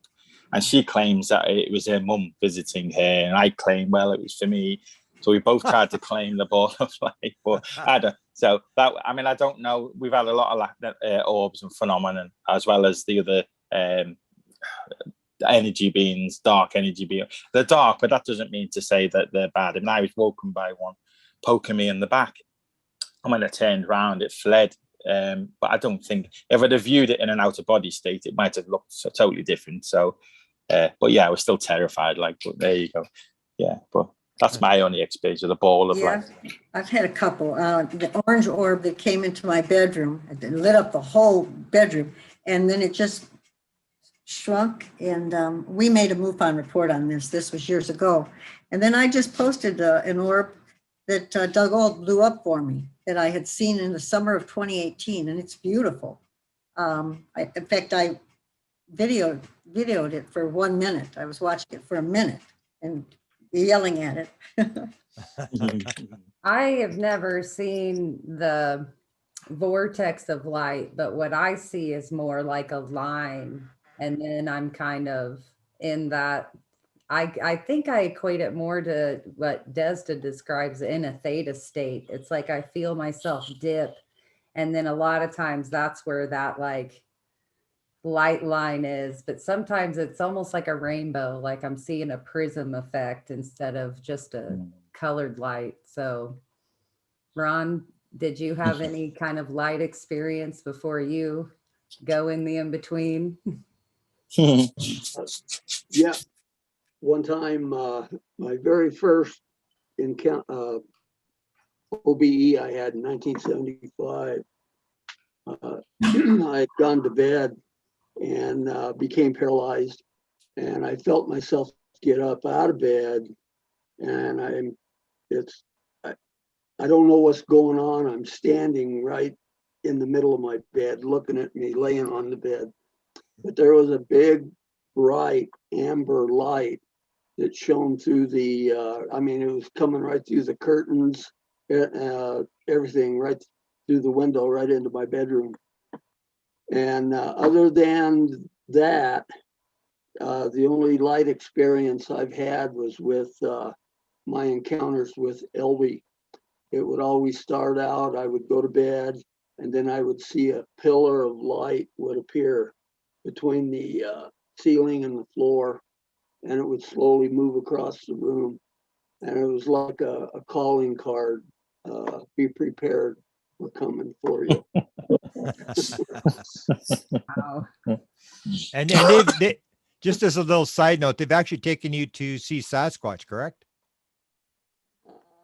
Well, he did. This is a weird one. My first partner that I had in the paranormal, we do ghost hunting and Sasquatch research and stuff. And he was a well-known Sasquatch researcher from Salt Lake. And he contacted ALS and died. And just before he died, I interviewed him.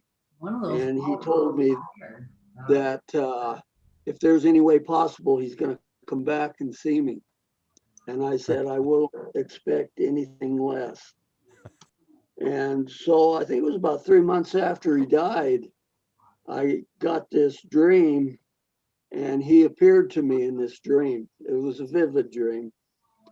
And he told me, all he said was, be prepared. Something wonderful is going to happen to you. Okay.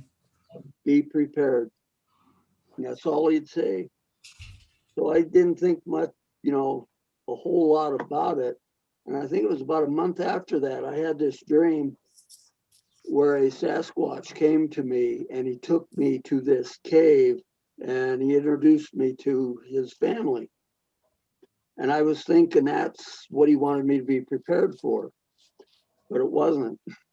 It was about another 2 months after that. I had a Bigfoot sighting, and I think that's what he was preparing me for. And it happened to be the day that I didn't have any of my cameras with me or anything. So I blew that one big time. It's got to be an exciting life for everybody here. Do you find that you it's sort of like a mission that you would do it again if you had the chance? That you've had this has been a wonderful experience. Can I go across the board that people would say that this has been, a lucky time for you? It's exciting. I loved it. I actually would even meditate and pray for the mysteries of God to be witnessed, so I could witness them. And I tell you, it's been a blessing. It has. The things I've encountered, the things I saw, it's unbelievable. We are fulfilling our mission. Receive. Just be prepared because you're going to see a lot. And you better have a strong mind. I like what Nancy just said. We're fulfilling our missions. And Yes, we it are. reminds me of what you say often lately is don't forget there's lessons along the way. You That's will right. be slammed into those lessons Mhm. until you accept them and, move beyond it, I think. So that's wonderful. Anybody else? Anybody else I'd find just it? like to add, it is very exciting. Sometimes I do look forward to going to bed, which is quite sad, really, isn't it? But, but I mean, I'd like to share the experience. And I may have just touched on a couple of experiences tonight, but it is phenomenal, and I'd just love to share it with other people. And I don't know where it's going for me personally. There's been that many different things going on. But yeah, going to bed's an amazing. And if you set the intention, a lot of the time it will happen. I mean, I requested them to show me the true form, and then that night they appear to me like a translucent being appears, and again I wake up screaming, as I always let myself down. And the next day I say, give me another chance. I won't do it. Next time I won't scream, because until it bids the barrier, and get used to seeing these beings, and I can't move to the next stage and actually get some information out of them. So I consider myself an explorer of consciousness. I know. One time And that's what I do. I love it. I'm scared. Oh yeah, I've been scared, but that doesn't stop me doing it. As I said, I've been hit, I've been attacked, and we've had an infestation in the home, but you know, it's going somewhere, and it's good. Does everybody here feel like a part of their mission is to talk about it with others? Yeah. I've been told it is. Yeah.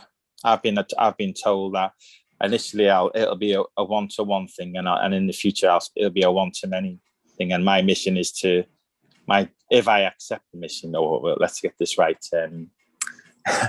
it's up to me if I want to do it. I don't have to do it, but it's to spread the message, heal people's hearts, and make people aware of what's coming. The same message, everybody. Right there. People aware of what's coming. I think a lot of us at some point accepted that whatever we're doing now isn't for the now, it's for the future. Yeah. So yeah. I think the signal's got stronger. I think the signal is getting stronger, and there's more people being woken up. I think there's evidence of that. I do. Yeah, I feel like everything that I'm going through right now won't be appreciated or understood until after my demise. And so it's lonely, but Grant often compares this to biblical times, like being in the time of Jesus. And I'm like, well, they didn't really know that was the time until like 500 years later. Like they did, but they didn't know they were in it. So, it's beyond. And there's always the pain and suffering and all the things that it takes to get through it, the fortitude to keep spreading the message. So I think we all have that fortitude time and again. I think we keep pushing our voice forward. So it's possible that we are the generation that will break the veil, isn't it? You know what I mean? We could be the ones. There's no reason to say that we're not. Although you think, well, why weren't the last generation? Why didn't they do it? But there's that much going on right now that we could be the ones. You've got to be positive. Being given the tools as well. I think so. You guys need to talk with others across the globe. Here's the internet. There's just this evolution of spreading the word too. So I appreciate. Well, we should maybe shut it down, but I want to say thank you to everybody. I appreciate people, because I think this is more important a message than the UAP task force report, because that's about sightings. That's about 1947. It's like the way I describe it now is like, I've been at this 47 years, and it's like, let's discuss sightings. And it's like, no, that's grade one. I don't want to do grade one for the 47th time. I think that's why the people on this panel today are so important, is this is beyond the sightings. Okay, let's get over it. As Jacques Vallée said, Nimitz was a sighting 15 years ago. It's time to get over it. Let's move to the next step. And I think that's the message that the people on this panel bring, is this is much more complex than sightings. It's got to do something with reality, with consciousness. And I think the message that you have is not just I saw a UFO sighting, it's I actually encountered the beings, the intelligence behind the phenomenon. That's what I say. If you want to know what UFOs is about, you've got to talk to the people who are interacting with the phenomena. It doesn't help to look at lights in the sky. So that's why I so appreciate people coming on today and sharing their stories, because I think you are on the leading edge. And that's what, if you saw how I posted to Facebook, I said, this is critically important, the stories these people are going to tell. This is what they tell the black ops guys after they get the initial initiation. Then they start telling them what this is all about. And what it's about is what people on this panel today are talking about, the fact that it's not as physical a world as you think it is. It's much more complex, 1,000 times more complex. And there is some sort of force, intelligence that's interacting with us. And you are like the messiahs that they have picked to spread the message. So I appreciate your sharing it, because sometimes it's not easy to come forward. And as we did with the Chinese people last night, some people take great risk at coming forward and telling their story. And I appreciate people who have decided to come forward. I think the message that's coming out today is a very important message that people should pay close attention to. I will guarantee you this is where it's going to go after we get over the nonsense about UFO sightings. I just want to add to what you just said, Grant. I mean, I'm looking at the chat right now, and there are people who are reiterating what you just said, you know, thanking everybody who's been here today and saying that it's given them more confidence and they feel more able to speak out without feeling shamed or ridiculed. And they're so glad that these communities are growing, right, and expanding. That's one good use for the internet. So, you know, there's already a lot of appreciation just in the comments right here. And this will be seen by many more people after this. So yes, having these conversations is unbelievably important. Having the community is unbelievably important. And we need to make it more and more global. Let's bring in more diversity of voice from all over the world and share experiences, you know, again and again, so that we can create a tighter web of connectivity around this incredibly important topic at this crucial time in our history. How lucky are we to be here, right? It looks like it's a scary world out there, but there are some incredible things going on and we get to be part of it. So thank you so much for everybody for being here. Thanks everyone in the chat for all your appreciation. And Nicole, you're an awesome co-host. Desta, superstar as always. Grant, we would not be here without you. And the panelists, thank you so much for being here to share your stories. Thank you. Thank you all. Thank you all. Bye, everyone. Good night. Good night, everyone.